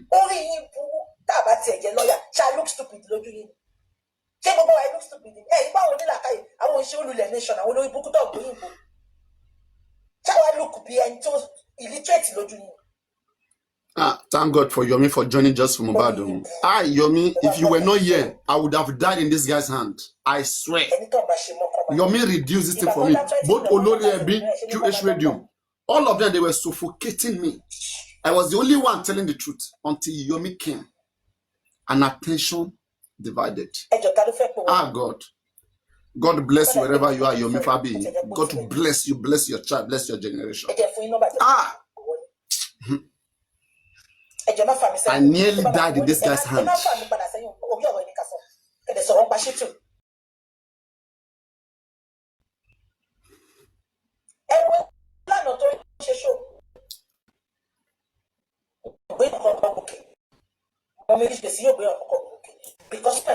Intentionally some of Baba's requests in the show he did 4 days ago. They turned down his request so that nobody will come to panic. It was intentional. You see how wicked people can be.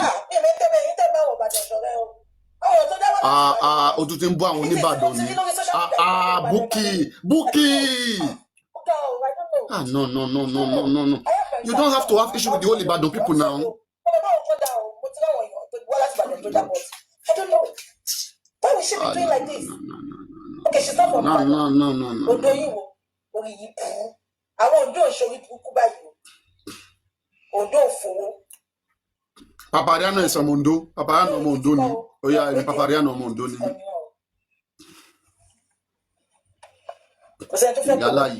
No, that is Babati Walori. What you are looking omi? What you are looking see? In comedy, any comedy gets better come from me. Eba me better not so full. I won't make she too. She said, "File the Baba Mohbad don't be set back on." And even keep my ministry Christmas up. We are not stupid. It is so obvious. Hello? Hello, sir. Ekale. Yes, ma'am.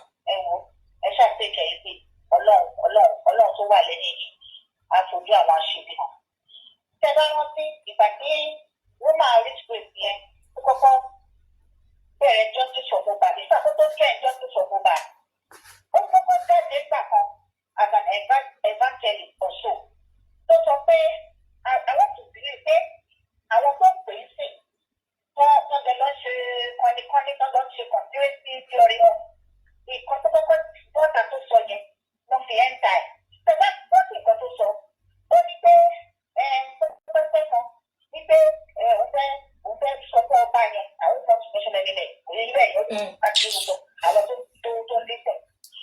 this woman go don't knock Baba Mohbad.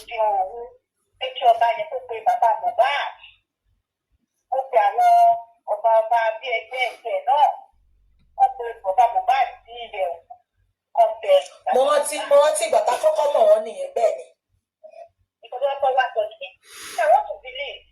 I want to believe. In fact, I think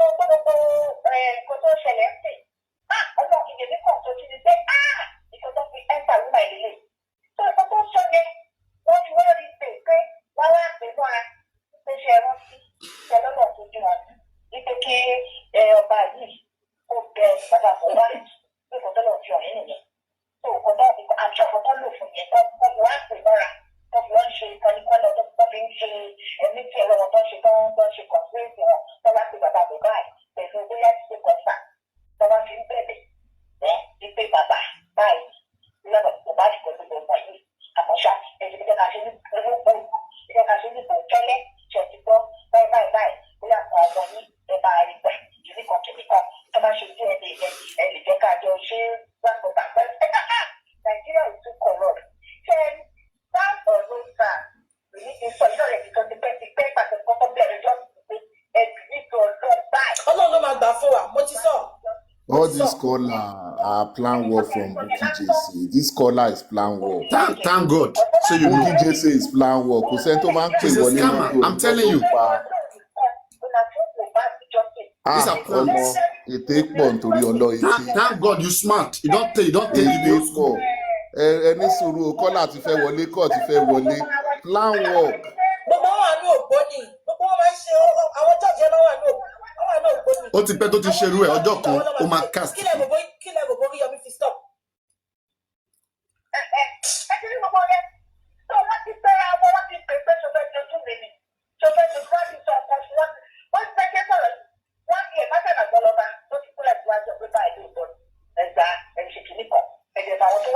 Ṣẹ́ni èmi ti sọ, á jọ gbogbo yín lójú tó wáyé pé Ṣítù máa sọ fún bàbá pé we have to sit on the round table. We have to sit on. A ní mò ń sọ nǹkan fún yín gbogbo yín wò mí. Ẹ lọ bí mo kàn wọ́n déètì lásán ni. Mo wo gbogbo yín dẹ̀, mo wo gbogbo wọn tó ń sọ pé, BJ don't say that. We have to guide the DNA. Which DNA? Hello. Tó o bá ti involve PDM ẹgbàgbé ẹ̀. But ọmọ ìlú wo ni Bukky JC? Ọmọ ìlú wo ni Bukky JC gangan? Ọmọ Ọlájẹ. I don't need shame for this. I have a lot of friends, brothers from this part of where Bukky JC come from. I don't need shame now. She's my sister. Ilaje. Insult us, please. Insult us. Bukky AAC Ilaje original. Bí Ìkirì wa. Bí Ìkirì ni Bukky JC. She's an Ilaje, please. Insult us, please. Rí ní last corona ni. Wọ́n àti lójú wa náà. Tí Ṣítù ń bi olóbùkún lọ́yà Tẹ́mù yẹn pé I hope you are ready for DNA. Because the funniest part of it was that about 3 weeks ago or a month ago, I had somebody coming out to talk about tribal bigotry. That they are saying Yoruba people are tribalistic. People that came from that part of the world, they're this. I came from this part of the world. My name is Papiarano. I am this, I am that. But at the end of the day, now look at Bukky JC. Look at Bukky JC. Is it not a disappointment to where you say you come from? No. Did I ever say so? Yeah, you came out to say one man spoke Yoruba people. Bigots, they are tribal bigots. What do you have to say about Bukky JC now? Okay, wait, please. When I speak, I've always personalized. I have never speak on behalf of like one group of people. No, all I've said is that betrayers can come from anywhere. People. No. You said people said is all. You didn't hear me very well. You didn't hear me very well. No. Okay, I'm sorry then. Especially Edo people, they always say Yorubas are betrayers. What did you just see now? In your own opinion, what did you just see now? That is what I'm saying. Get me now. I said they always say Yorubas are betrayer. I said, but when we look at it, whatever that is happening here in Yoruba land, it happens everywhere in the world. I was talking about VDM and Fina, Edo case. Betrayers everywhere. What did you just see now? I'm asking you, what did you just see? What I just see as an individual, not the whole Yoruba. I want it to be addressed as an individual. Okay, I don't like to hear words like, oh, Yorubas are betrayer. When the whole Igbos, the whole Edos, they are also betraying. Because number one, you don't have to tribalize it. That's my own issue. The first time, the second time, the third time, Bukky JC is coming out to say things that are not relevant, and is trying to push the narrative to other people. In fact, she's a disappointment. Yes. But she doesn't represent the whole beautiful Yoruba out there. I'm a Yoruba man too. And I refuse to be generalized. Nǹkan tó ti wá dùn mí jù ni pé Ìlàjẹ ló tún wà lọ jẹ́ Kaniko Nshela Jensen. There are so many betrayers everywhere in the world. It doesn't matter whether Elijah, as long as you are a human being, you have interests. I have always made this clear. But all I don't want to hear is that one particular tribes are betrayers. That is wrong. It doesn't matter. They are human beings now. They have interests. Elijah can have a special interest. Oh, come on. Come on. Yeah, but Soprano, Bukky went further to explain. To explain what? When she named this woman that is from Ibadan, and he said, "Sorry, I have a lot of good people from Ibadan." So it was more personal to No, I even condemn that. Bukky is fond of insulting. She's fond of generalizing. Last time Bukky generalized Tanzania because Yabojo child married from Tanzania. I was even against her saying it because I don't like people generalizing, saying that the whole of one people are like that. How many of them have you dealt with? How many of them do you know? How far have you gone? That's correct. It's a level of our understanding. Millions of people. It's an illiterate statement. Yeah. That's why I always correct all 100%. People that are found doing all the time are people from Benin or the Igbos. Yorubas are betrayers. Yorubas are betrayers. And when you look at them among themselves, they betray themselves the most. How come they don't call them their own father ancestor betrayers? Just because we have one Afonja here. If you go to Igbo land too, if you go to Edo land, they have this man, Obaseki there. The Obaseki not betray the Obavaname and let white people destroy Benin Kingdom and take them for slavery. Yes, now. But do we, because of that, and call them, generalize them? That was the worst. In fact, what this person did to Obavaname, nobody can do it in Yoruba land. That was the worst betrayal in African history. Okay? So people should be guided. Don't generalize what you don't know. Address the individual that is doing wrong thing. So are you talking about the 1756 or was it 1759? No. It's not 17. It's not 17. 1889. Okay, 1889. The invasion of. It's even far from Afonja. Afonja was more earlier. So why are they using Afonja to generalize the whole Yoruba? I mean, there are people with different interests, political interests. Generalize, but with the way she's speaking, it's very obvious that she doesn't represent you as a Yoruba man. She does not represent you. That is her. No, she does. She can never. Oh no, never. So why are people saying that because somebody is bad, so it means everybody is bad? She can never represent me. These are a bunch of clowns, critical criminals. And I told you guys something that those ones who are quick at condemning Yoruba, Kato Mokato, God Yorubas are only the worst. And nothing has proved me wrong. I want to man so Yoruba, I'm only the worst. Torí èmi as a good Yoruba, mo try best me to represent myself and to represent my country. Wo bi tó ti dẹ́rùbà mi jù nsìn, ibi tí ẹ̀rù ti bà mí. Ó sọ pé ó ṣépè fún Sanshitu, ó pè ní gbogbo orúkọ tó lè pè, ó ṣépè fún. But ó wá sọ fún wa again pé whether we like it or not Epo òun dúró ti bàbá Mohbad 100%. Èmi wá wò pé báwo ló ṣe máa ẹni tí bàbá Mohbad ń sáré tẹ̀lé ìwọ criticize yẹn olóòfẹ́ mọ́. If Baba Mohbad is smart enough, why can't they tell Baba Mohbad to kick Rich Grace away? Baba ti jẹ pọ́n, Baba ti fẹ́ nu lá nǹkan tó kò yẹ kó lá. Baba, understand? And I keep telling them, Baba Mohbad is a problem. They have to observe that man, read the man, know what the man is doing. Is not a problem. It's not a problem. It's not a problem. The only thing is that they are not sincere about what they are doing. Bukky just sọ pé òun ò mọ kankan pa ẹ̀, òun kàn fẹ́ máa dá sí ni. Ẹni tó yẹ pé àtọ̀dọ̀ ẹ̀ gangan phone number everybody wà lọ́wọ́ ẹ̀. Wọ́n jọ máa ń sọ̀rọ̀ lẹ́yìn, wọ́n jọ máa ń ṣe kinní. Wàá lọ jókòó sí ọ̀dọ̀ Bukky Jesse, wàá ló ń gbọ́rọ̀, ó fẹ́ gbọ́rọ̀ gidi. Ó sì kìnìyẹn now. 1.5 years ago, Comfy bẹ̀rẹ̀ sí Comfy bú mi. Ó bá kọ́ tí Comfy sọ fún mi. Comfy sọ fún mi pé bọ̀bọ̀ tó ń pè Big John nìyẹn o, kò lọ́gbọ́n lórí. Ó sọ wípé wọn ò need the SAN, wípé vibrant lawyer ló need. Ṣé Big John nìyẹn mọ̀ nǹkan tó jẹ́ SAN ni? Wípé SAN ló lè ṣe gbá. Àwọn olórí burúkú àsẹ̀yìnwá àsẹ̀yìnbọ̀ wọ́n padà lọ bá lọ́ọ̀yà sọ kí bàbá sign. Wọ́n ní kí bàbá wa sign, àwọn náà fẹ́ gba signature àwọn olórí burúkú. Ó ní Bukky sọ pé VDM ò lo SAN. Ó ní VDM ò lo SAN pé ó lo vibrant lawyer. So Comfy yẹn anyway ó dùn mí gan. Ká ní mo ní screwdriver lọ́wọ́ ni màá bẹ́ GP tank ikùn Comfy yẹn ni. A ní ọmọkọ́mọ ni.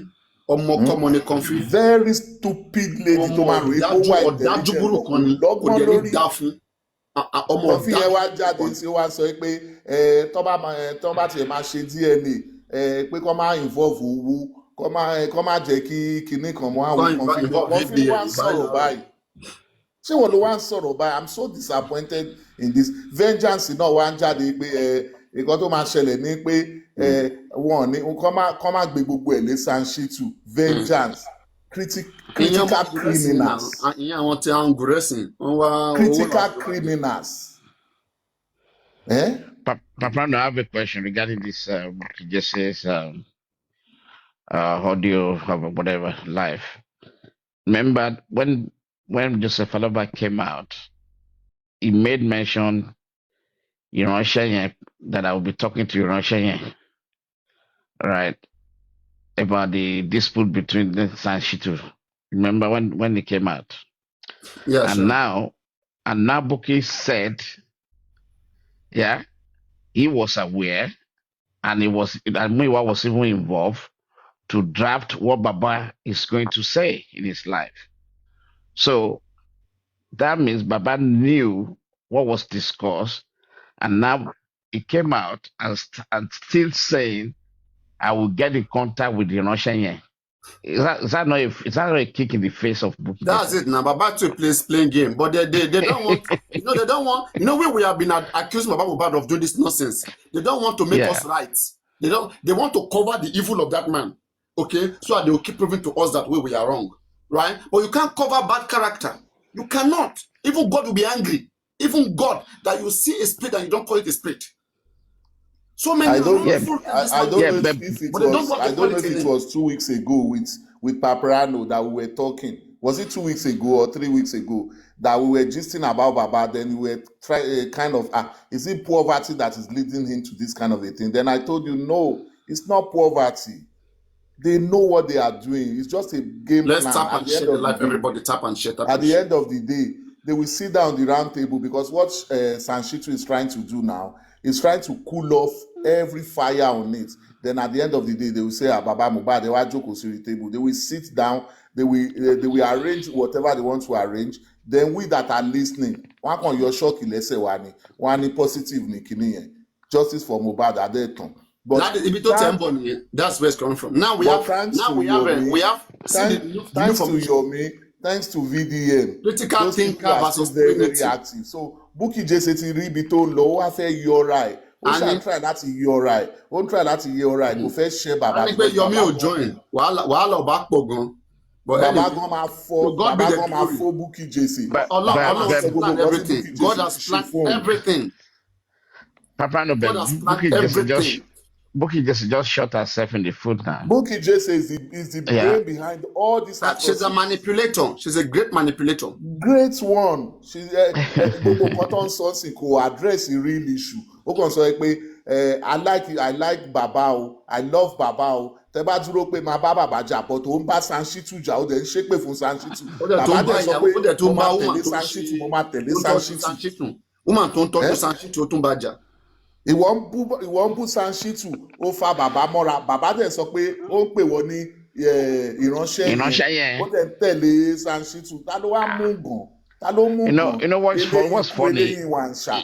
She's claiming she's aware before Baba came out, right? But the way Baba presented you are misunderstanding our thing, Mr. Richie.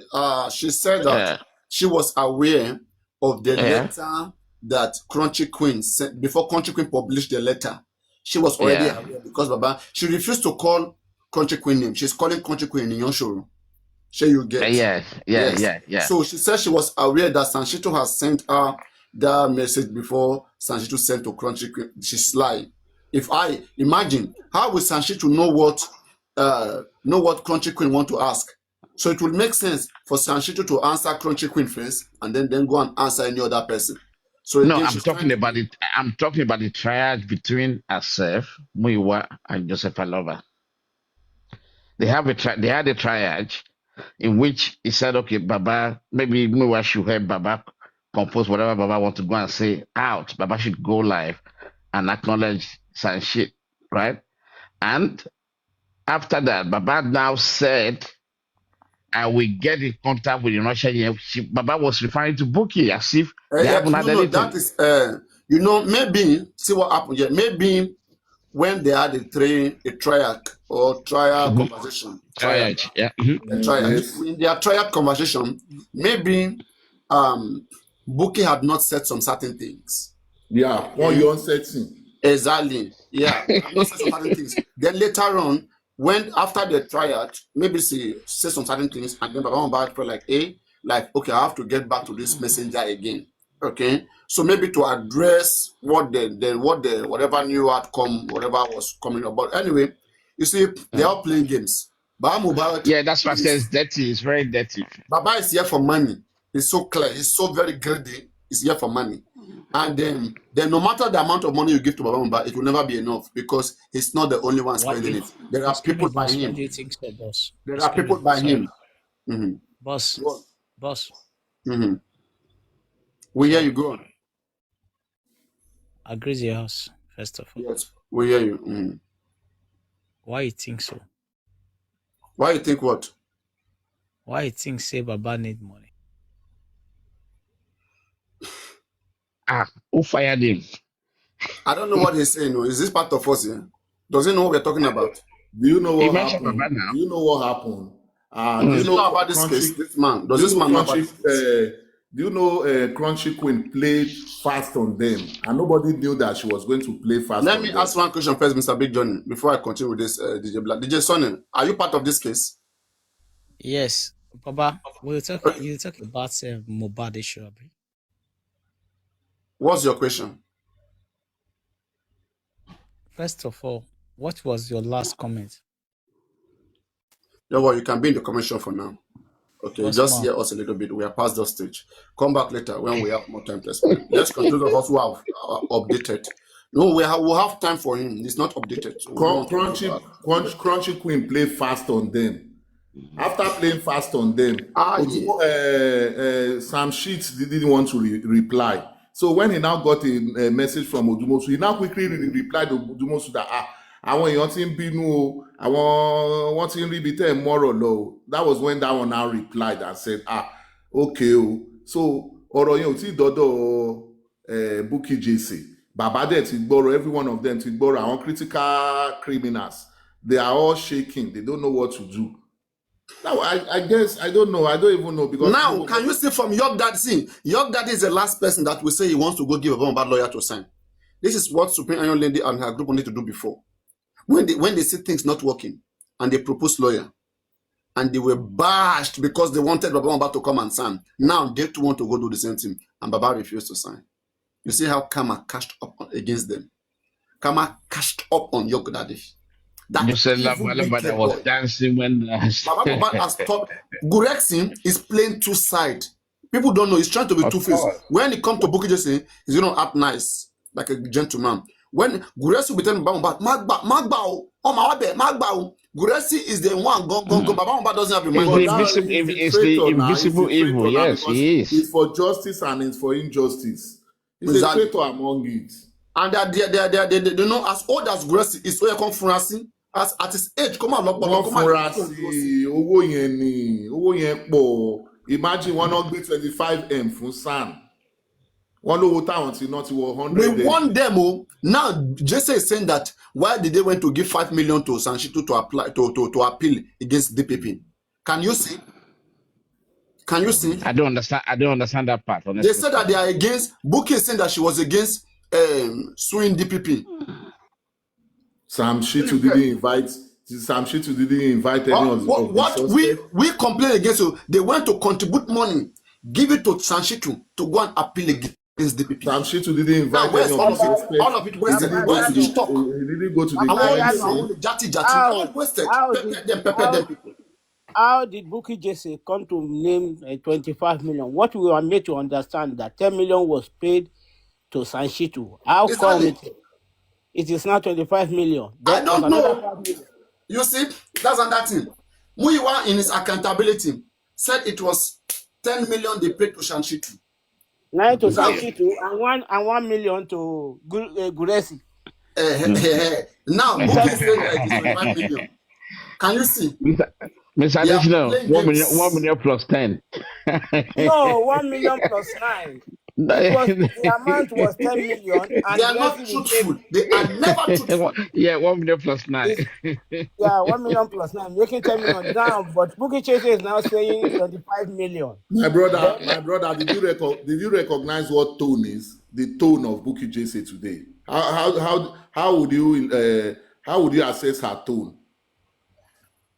I'm coming. You guys should continue. I'm coming. She tried to draw a bit of empathy. Yeah. At the same time, she closed it with the fact that she's still standing with Joseph Aloba, whether she's doing right or wrong. Why would she wait until the DNA? Yeah, she has to wait for the DNA. Then what she's now telling us is that mind you, she now mentioned now. No, man, mind you, on the fence now. Yeah, thank you. Now, mind you, she says something which maybe you guys didn't understand. She said now it's like I'm matured. I'm being a bit more spiritual. Intense. I'm going through, it's going through some changes, basically. She's going through some changes.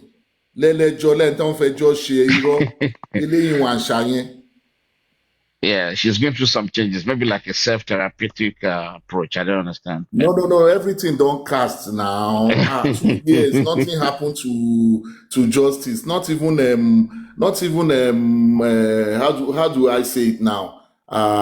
Exclusive. Kò tí ẹ sí nǹkan tó wà exclusive nípa ẹ̀ pé breaking news ìgbà kan Sanshitu yẹn kàn wà bẹ́ẹ̀ ni bàbá kan jẹ owó lọ ni. Ó tún sọ ọ́n sí ó lẹ́gbẹ̀ẹ́ ológun kà ní Sanshitu. How? Tówó ló fi ṣóògùn ló fi ń gbowó ni. Can you repeat that again? Ẹgbẹ̀jì ológun kà. Ó lẹ́gbẹ̀jì ológun kà ní ẹni ẹlẹ́ni now. Then also continue that, I don't know why she said that. Èyí tó funny sí mi jù ń sìn ni pé ó ń bú Sanshitu but ó ń fa bàbá Mohbad mọ́ra. Báwo ni nǹkan méjì yẹn ṣe ń ṣiṣẹ́ pọ̀? Kò lè work.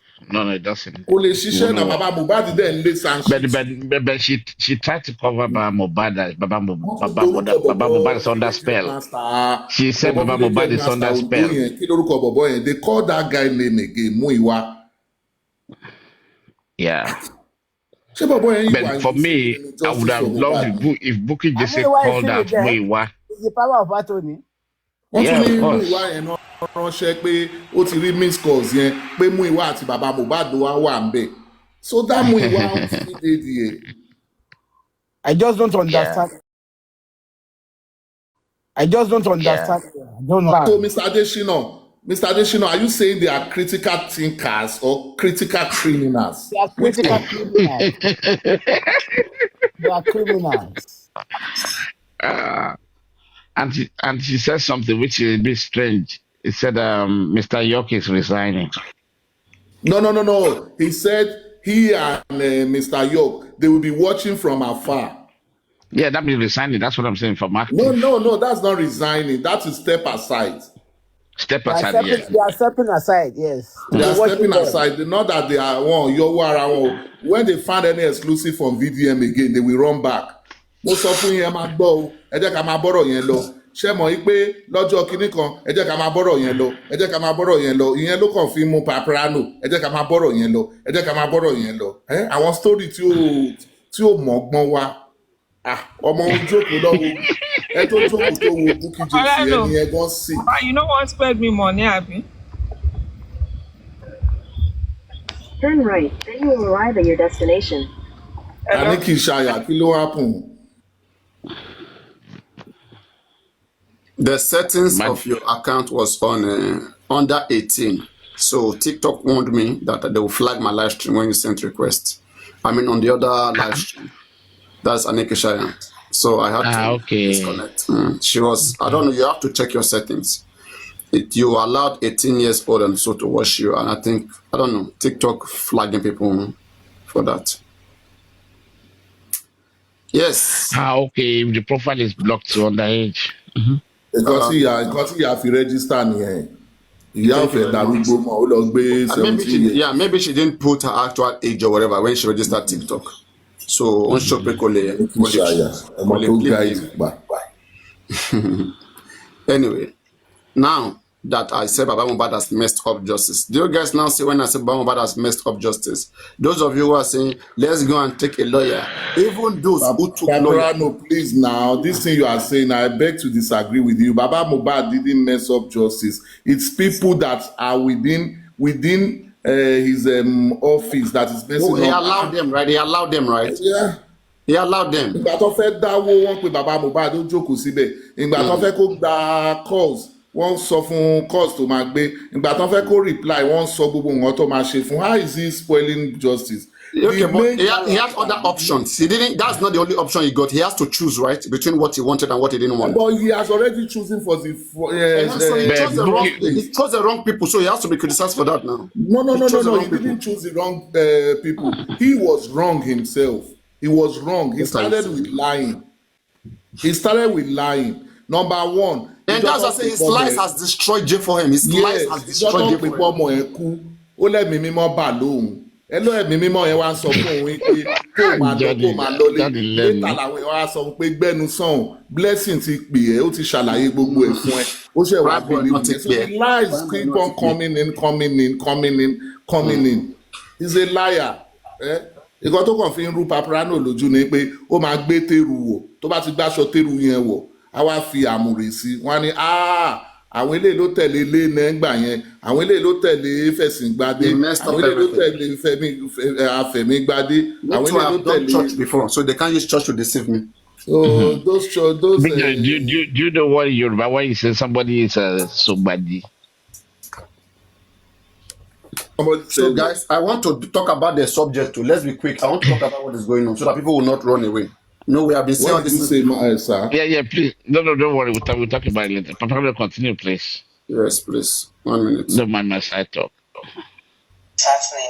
Shemo, what can we do? Mr. Johnny, you got it correctly. This was a planned call. She has planned with somebody that we call in. It's like the best caller has been sacked or they have kept them on for somewhere. She understand because best caller is all Bukky Jesse project. So now that best caller, they are sidelining Bukky Jesse. Best caller, they are choosing night. They are choosing night Loma best lover before. So now they have sidelined Bukky Jesse. Just like as we are watching from afar, because we now what did we do? We sat down. We said, okay, you guys said you are the one that can do it, right? We'll be sitting down here watching. I hope you guys don't spoil it, because if you guys spoil this justice, in fact, I was saying Guresi proved me wrong. Everybody proved me wrong that you guys are good people, you are doing the right thing. But if you guys go and spoil this thing, because those that wanted to do it, you refuse them to do it. You said you are the one that can do it. But until now, you see where you have taken us to. How much more where you are still taking us to? See where we are. Have they not spoiled it already? I said it. That's why people come and say that they want to continue to go get lawyer. No, Baba has spoiled just Mohbad. Stop giving him an excuse. You are making them feel better when you keep creating an excuse for them. When they were spoiling it, they intentionally chased out all those who could have done it. Intentionally. They had option. They weighed the two. And the one that was more monetary, the one that was more satisfying, is what they chose. And this is the result. And you don't want to blame them. Are you okay? Even Baba Mohbad and his gangs, because right now they are Trinity. Right?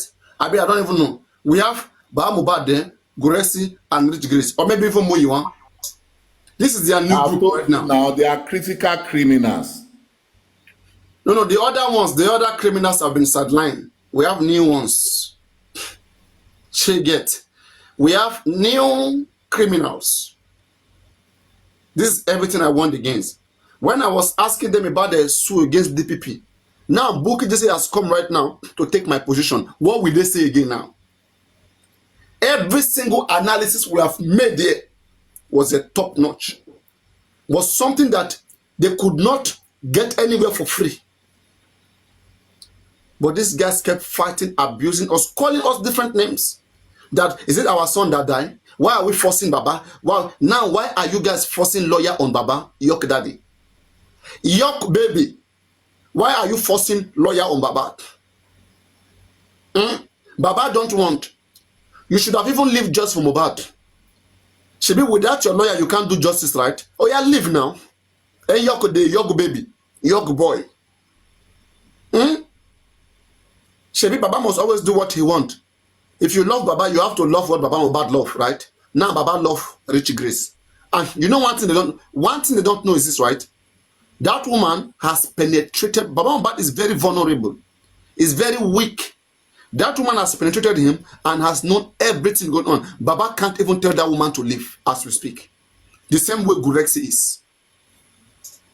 Sure, you understand? Like, it is either that woman has entered Gurexi or enter Baba Mohbad or enter Sanshitu. Once she has entered one person, that's what is giving her the boldness. But with the way you are looking at things, Sam Shitu is not in the right position to seek for justice. Sam Shitu is not for justice at all. He's What not has even he close to done? justice. He has not done anything close to. Aniko says exclusive. Go see breaking news. Go say anything. Now, Papa Diane, you know what they are doing now? They want to do the DNA of Wunmi and Liam.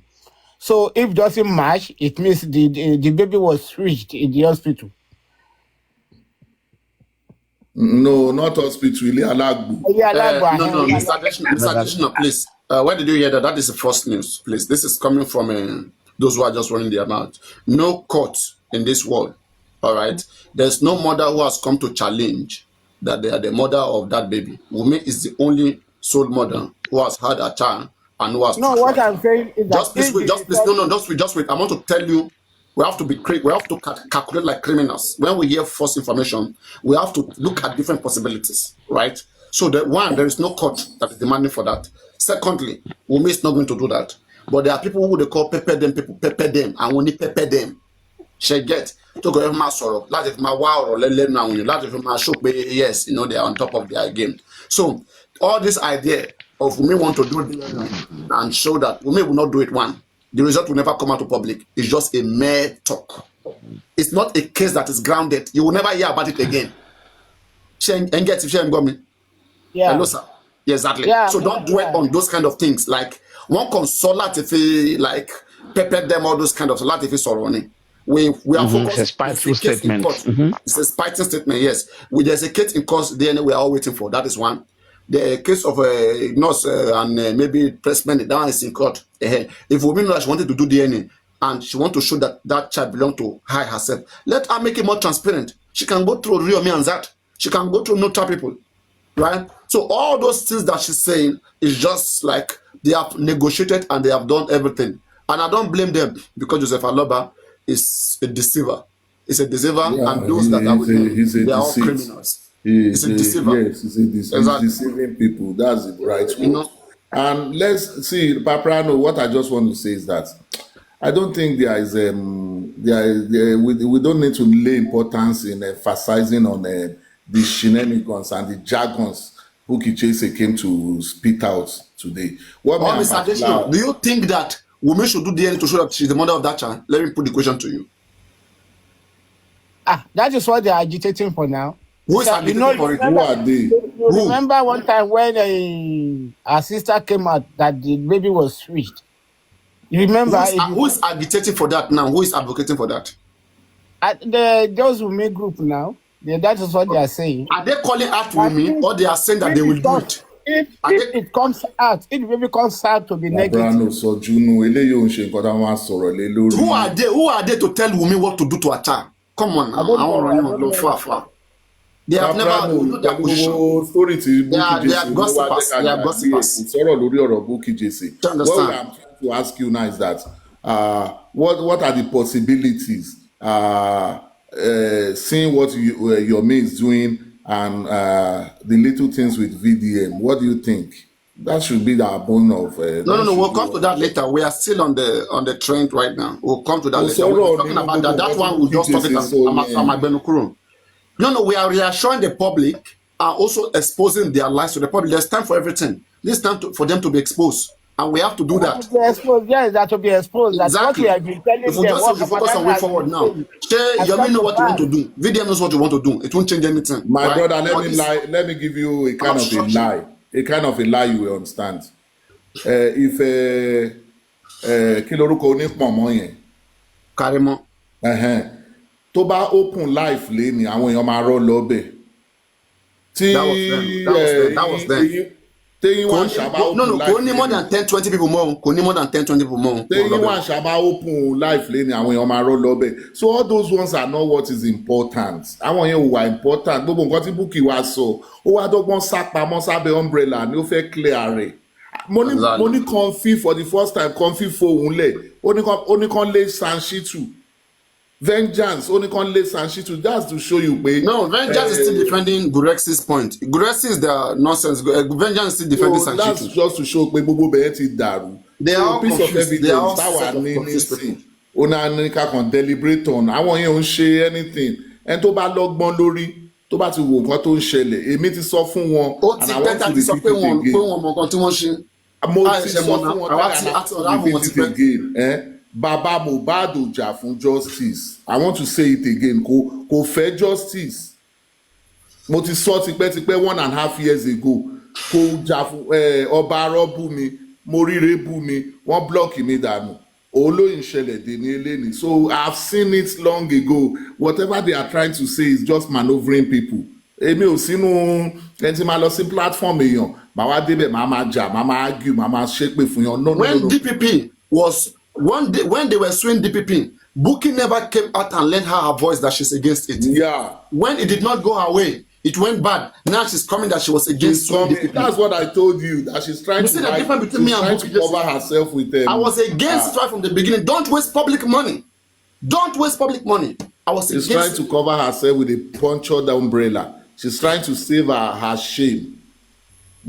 For the first time, critical. You see, Papariano, good evening. You see, Bukky is trying to lay foundation for what is about to happen with the DNA. So when that happens, she would just remove herself. She would just remove herself from this whole thing. They are beginning to lay foundation for what is about to come on DNA. So we should please don't listen to them. We shouldn't listen to them. No. I'm telling you. Because suddenly, Daddy York Baby is distancing himself from Baba Mohbad. What is about to come is the DNA.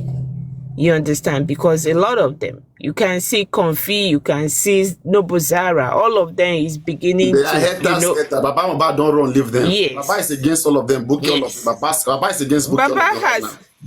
Baba has all of them. Yes, they don't want us to be happy by seeing them fighting Baba. Yeah. Susie. Yeah. Baba is useless. I've said Mohbad is a useless man. It's just it. 1 minute. I think what actually causes problem, from what I've been hearing, is the fact that they had a list of people, right? People in the house and all that who are really involved in the case that they want to take to court. And Baba is not signing that document. And as far as Wumi's name is on that list, Baba Mohbad will never. Exactly. Wumi's there, Adura is there. All the people in the house. Baba will never, not even Adura. As far as that thing Wumi knows about Mohbad's death, Baba knows it. 2 of them is holding us hostage on Mohbad's case. Baba Mohbad and Wumi. So that thing, 2 of them knows. Baba cannot. As far as Wumi's name is that thing, Baba will never sign that thing. So we should forget it. Baba know what he's doing. But I bet him. Isn't it kind of fun? You know, this is like a vicious cycle. Because when you and Lady Aries try to get Baba to sign for that woman's petition, and they all went against you, call you guys, all sort of names. And now it's their turn to now present it to Baba. Baba said the same thing. I'm not spying it. Wumi need to agree to Baba Mohbad's stance on Mohbad's money. Once Wumi agreed, all these things is a deal done. So they are just deceiving whoever that is thinking that Baba Mohbad is looking for justice for Mohbad is a gunner. You're deceiving yourself. They both of them know what they are fighting for. Wumi want to be the youngest millionaire. You understand? Baba say you cannot go away with my son's money. That's what they are fighting for. Yeah, but Joseph Aloba has every right to fight for that. To be honest with you, especially the most important, money or Mohbad. Money or Mohbad getting justice. I like the angle what you mentioned on. We're focusing on Mohbad, but at the same time, right? I will never support or against what Baba is doing to fight for his son's right. Well, but firstly, what comes first is the justice for Mohbad. Baba should front the justice first. What killed Mohbad? Then when he come up and said, okay, Mohbad's money cannot go for this woman, then it's totally understandable. But in this case, Baba is not fighting for justice. No, anything that will lead to justice, Baba will not put his hand to sign that paper. No. But Susie, what you should consider also is that when Baba tries to fight for the real justice, there are so many heads that we roll. So many including himself too. That is why including himself. For somebody to start a justice with lies. Go down for it. He started with lying. He said Holy Spirit told him that he should just go straight to Mohbad. Instead of saying the truth that my daughter called me, that something already happened. Lie. How will a mature person like that begin a scenario with lies? When they tell them to go to school, they say school is scam. You understand? So in Baba's Mohbad coming out to lie to us on the first day, he think he can go away with it. Maybe that's what is going on in his head. Thinking that I will lie to these people and go away with it. But they don't know what justice means anyway. But I wanted to tell Paparano that when things begin to scatter, then the justice is becoming one. Justice is near. Whoever likes it or not, or people want to argue, justice is very, very near. Very, very near. Whether Baba likes it or not, justice is near. Now they will even stop insulting us now because they are not in the same position. Justice is near. We wanted to help. Baba Mohbad pushed us away. Baba Mohbad has pushed them away. Baba should go to VDM. How can VDM receive that kind of a clout? I know, right? Bukky said something right now, which now kind of also explain our position. Bukky said the only time she will come for Baba Mohbad is after she has warned Baba against using Sanshitu. And then they went to use Sanshitu and the result comes out positive. Now that she will come for Baba Mohbad. Now the same thing. We too, we have won against all the shenanigans Baba Mohbad is doing. Autopsy, everything I want against it, and tell me that I should not come against the man. I will come for him 100%. Because we wished well. Nobody will wish well about something and you will see being destroyed right in front of you and you'll be smiling. It does not work like that with human beings. When you love something and you invested in it, and that thing is destroyed in front of you, there's a kind of question you will ask them. Just one question, like the way I normally do. When I hear them talking, deliberating on issues, I just ask one question. When you go to Bukky Jesse, you want rojo. Okay, take a bere question lórí kíní. Agbe your wallet blocking. That was when I started knowing that àwọn eléyìí wọ́n fìyàn ta kite ní jàre. Ìwọ tó wá lọ gbọ́kànlé justice for Mohbad tó lọ sun correct. Ó kàn wá lọ lálẹ́ láàárọ̀ ni o. Look at somebody they say is not fighting for justice, Yomi Fabi.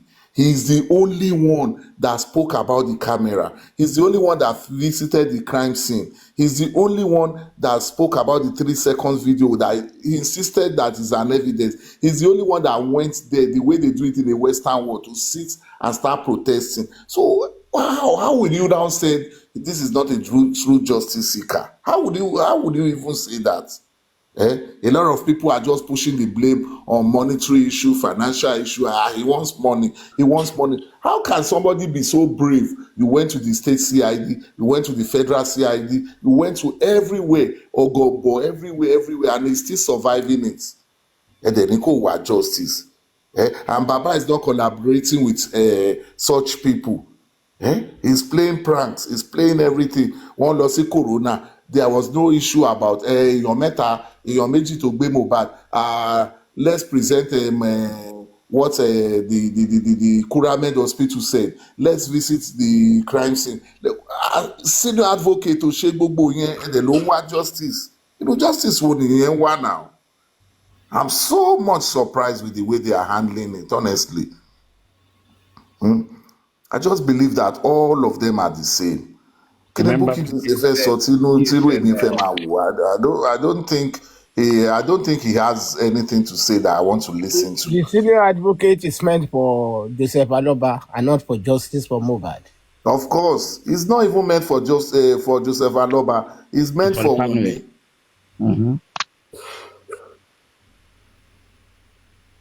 Since it has been said that Shitu is the lawyer to Iyabo Ojo, and at the same time lawyer to Baba, and Iyabo Ojo is backing me up. So what do you expect? What do you expect? Don't be juju be that. Oh my God.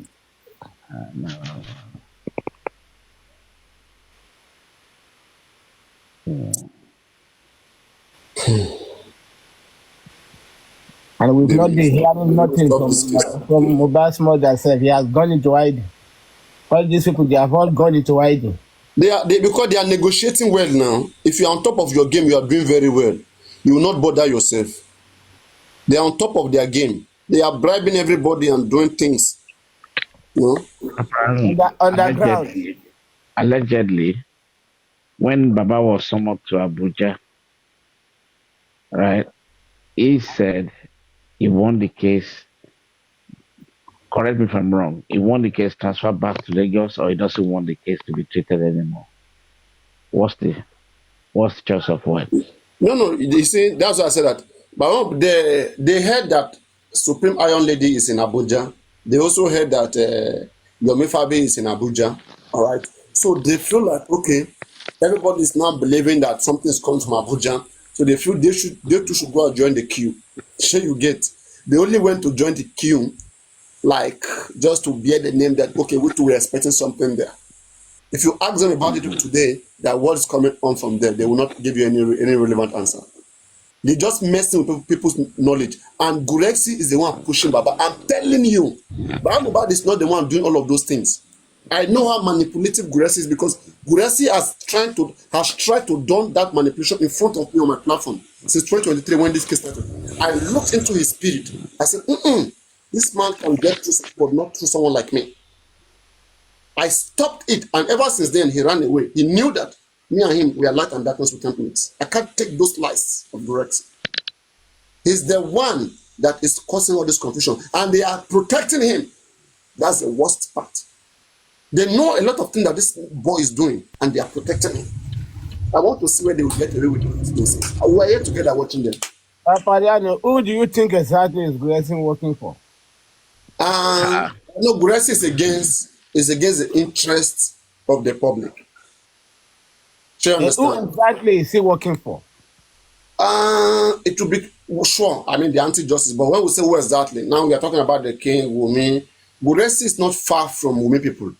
Gurexi is talking with King White, is talking with Mohbad, and is dating people from there as his girlfriend.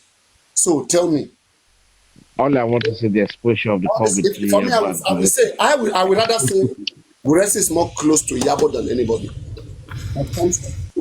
I mean, going with this case. I know. The fact Thank that you. Yabo is the father Sanshitu represented Yabo, then Guresi brought Sanshitu. They tell me. So all the things Guresi is coming to say, even if Guresi comes here right now and calls Yabo do and swear, Why is not Bukky fake, claiming that? it make Why is believe. Bukky claiming that? You just Why a is now make Bukky statement. claiming? Why is Bukky claiming that she introduced Chance and Shitty? No, she never said so. Guresi, No, she never said so. Bukky said she never knew that Muyiwa lied to her that him Muyiwa find out about Sanshitu on the internet. But for him now, later knowing that it is Gurexin that recommended Sanshitu, that brought Sanshitu. Wow. And then he now Thank asked you. Gurexin, like, why did you do this? Whatever. Gurexin now said that Sanshitu has worked for them before in the past and it was good. So that's why she didn't say anything. Okay, let me come in and say something now. You see, somebody just asked a question that why did Baba say that she don't want the case in Abuja? You see, when Baba was called to Abuja, this is a trick right here. And that's why I'm going to keep on saying people should keep on dragging Baba, Mohbad and the government. Now, when the petition of Aries and Yomi went to Abuja to the IG's office, now they called Baba Mohbad to ask him, do you want us to hear this case here in Abuja? Baba, what did Baba say to them? Baba said no. So now, the next thing that is going to come up on that petition, the owner of the father of this boy in question said that he don't want this case to be here in Abuja. That is what you people is going to hear the next time from the Abuja people. No, they will not. They will respond. That is too unprofessional. They will never respond to that. They will just know and yes. They will never come out of that nonsense. They are working for the state and not Mohbad. Yeah, so that's what is going on now, because there is this saying that oh, you had to be the member of the family before you can fight for justice for Mohbad. The government want to work on that line because the heat that is coming from the public to the government, they don't like it. And Baba Mohbad is helping them to work on that line. That is what Baba Mohbad is doing behind the scene. Baba is not the one. That's what I'm saying. That somebody, if Baba Mohbad was with you or somebody else, the man will follow whatever we want. There is somebody in that their group. When I look around at Grace Nasi, there's somebody there that's giving Baba Mohbad the boldness to go ahead with some certain things. Now, for Baba Mohbad to come live and to off his guest request, not to bring anybody up, somebody helped him, instructed him to just go and address people and act like an emperor. That vengeance is to call him as an emperor and forget about whatever they have to say and say it the way he wants. It's somebody behind the scene, and that is good. Baba can't stand all this public and say no to them, whatever. Somebody, and that is the good. That is the work of Gracie. Is playing two sides. So we come here and say, people like Gracie, you hardly catch them. I want two sharp-edged sword. Oh, they move on for one particular territory. They will be playing with you, laughing with you. At the same time, they are killing you. You can never catch them. Papariano, is this case Baba Mohbad's case or government case? Mr. Additional. Yes. Any case of crime, what is a crime? Any action that has been cancelled or prohibited by the state, that nobody should behave like that or act like that, it's a crime. A crime of killing somebody, a case of killing somebody is a crime. Stealing and or vice versa is a crime in Nigeria. So now, Nigerian government, in the Nigerian constitution, Nigerian culture is also recognized. The police people, they understand Islam, they understand Christianity, they understand culture, right? So now, when it comes to carrying out their duty as the courts, as the police institution, as the governor, as anybody under the Nigerian constitution, right? They are not strangers, right? The law gives them a power of discretion to some certain level.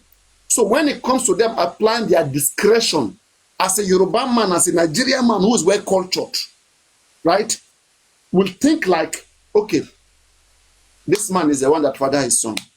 Okay, truly this man has done mistake, he's part of the mistake, or truly the younger brother is part of the mistake.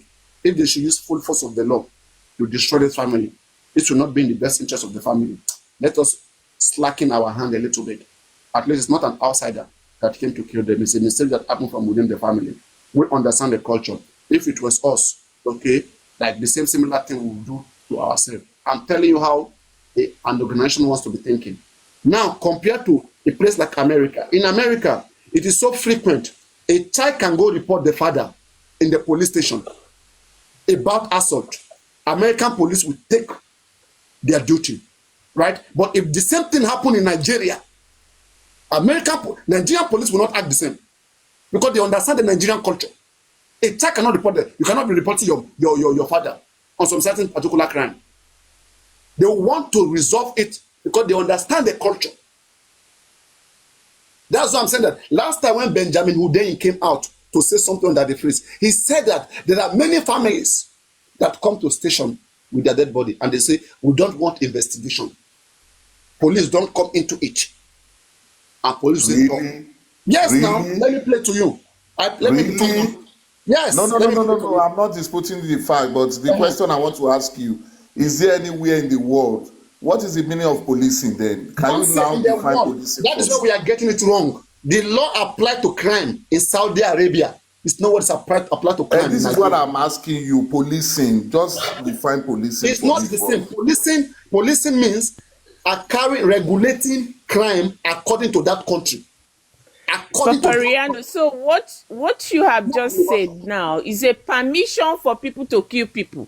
Right, that's what in you the are saying house. now. That is what you're trying to say. No, Papariano. If they cannot be held responsible no. to This it. one I don't agree with you, please. No. Please. Culture doesn't. If they cannot hold them responsible, then it's a permission. That's not true. Discretion in investigation, then even in court judgment, even the judge that is judging. No, Paprano. 100% In the correct. murder There is cases, discretion in judgment, yes. in murder cases and homicide. In policing, no. There's no murder case here. Who told you that? Who told you Mohbad was murdered? Who told you so? From all what we've seen so far. That's what I'm telling you, that it is the police that will investigate and establish a case of murder. But when police don't say there's murder, you have to prove it, even no matter how much evidence you have today. Anyway, the police of that country must confirm and authenticate that evidence. Otherwise, 100%, you are right. 100%. But the one of you bring in, the way police is saying Mohbad case right now, that's how they want you to see it.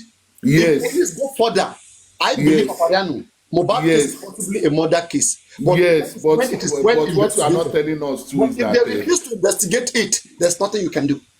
That's what you are telling. What you are not telling us is the heat. What you are telling us now is the heat. What you are not telling us is the heat they are receiving. So don't bring culture into it. There's nothing like culture. No.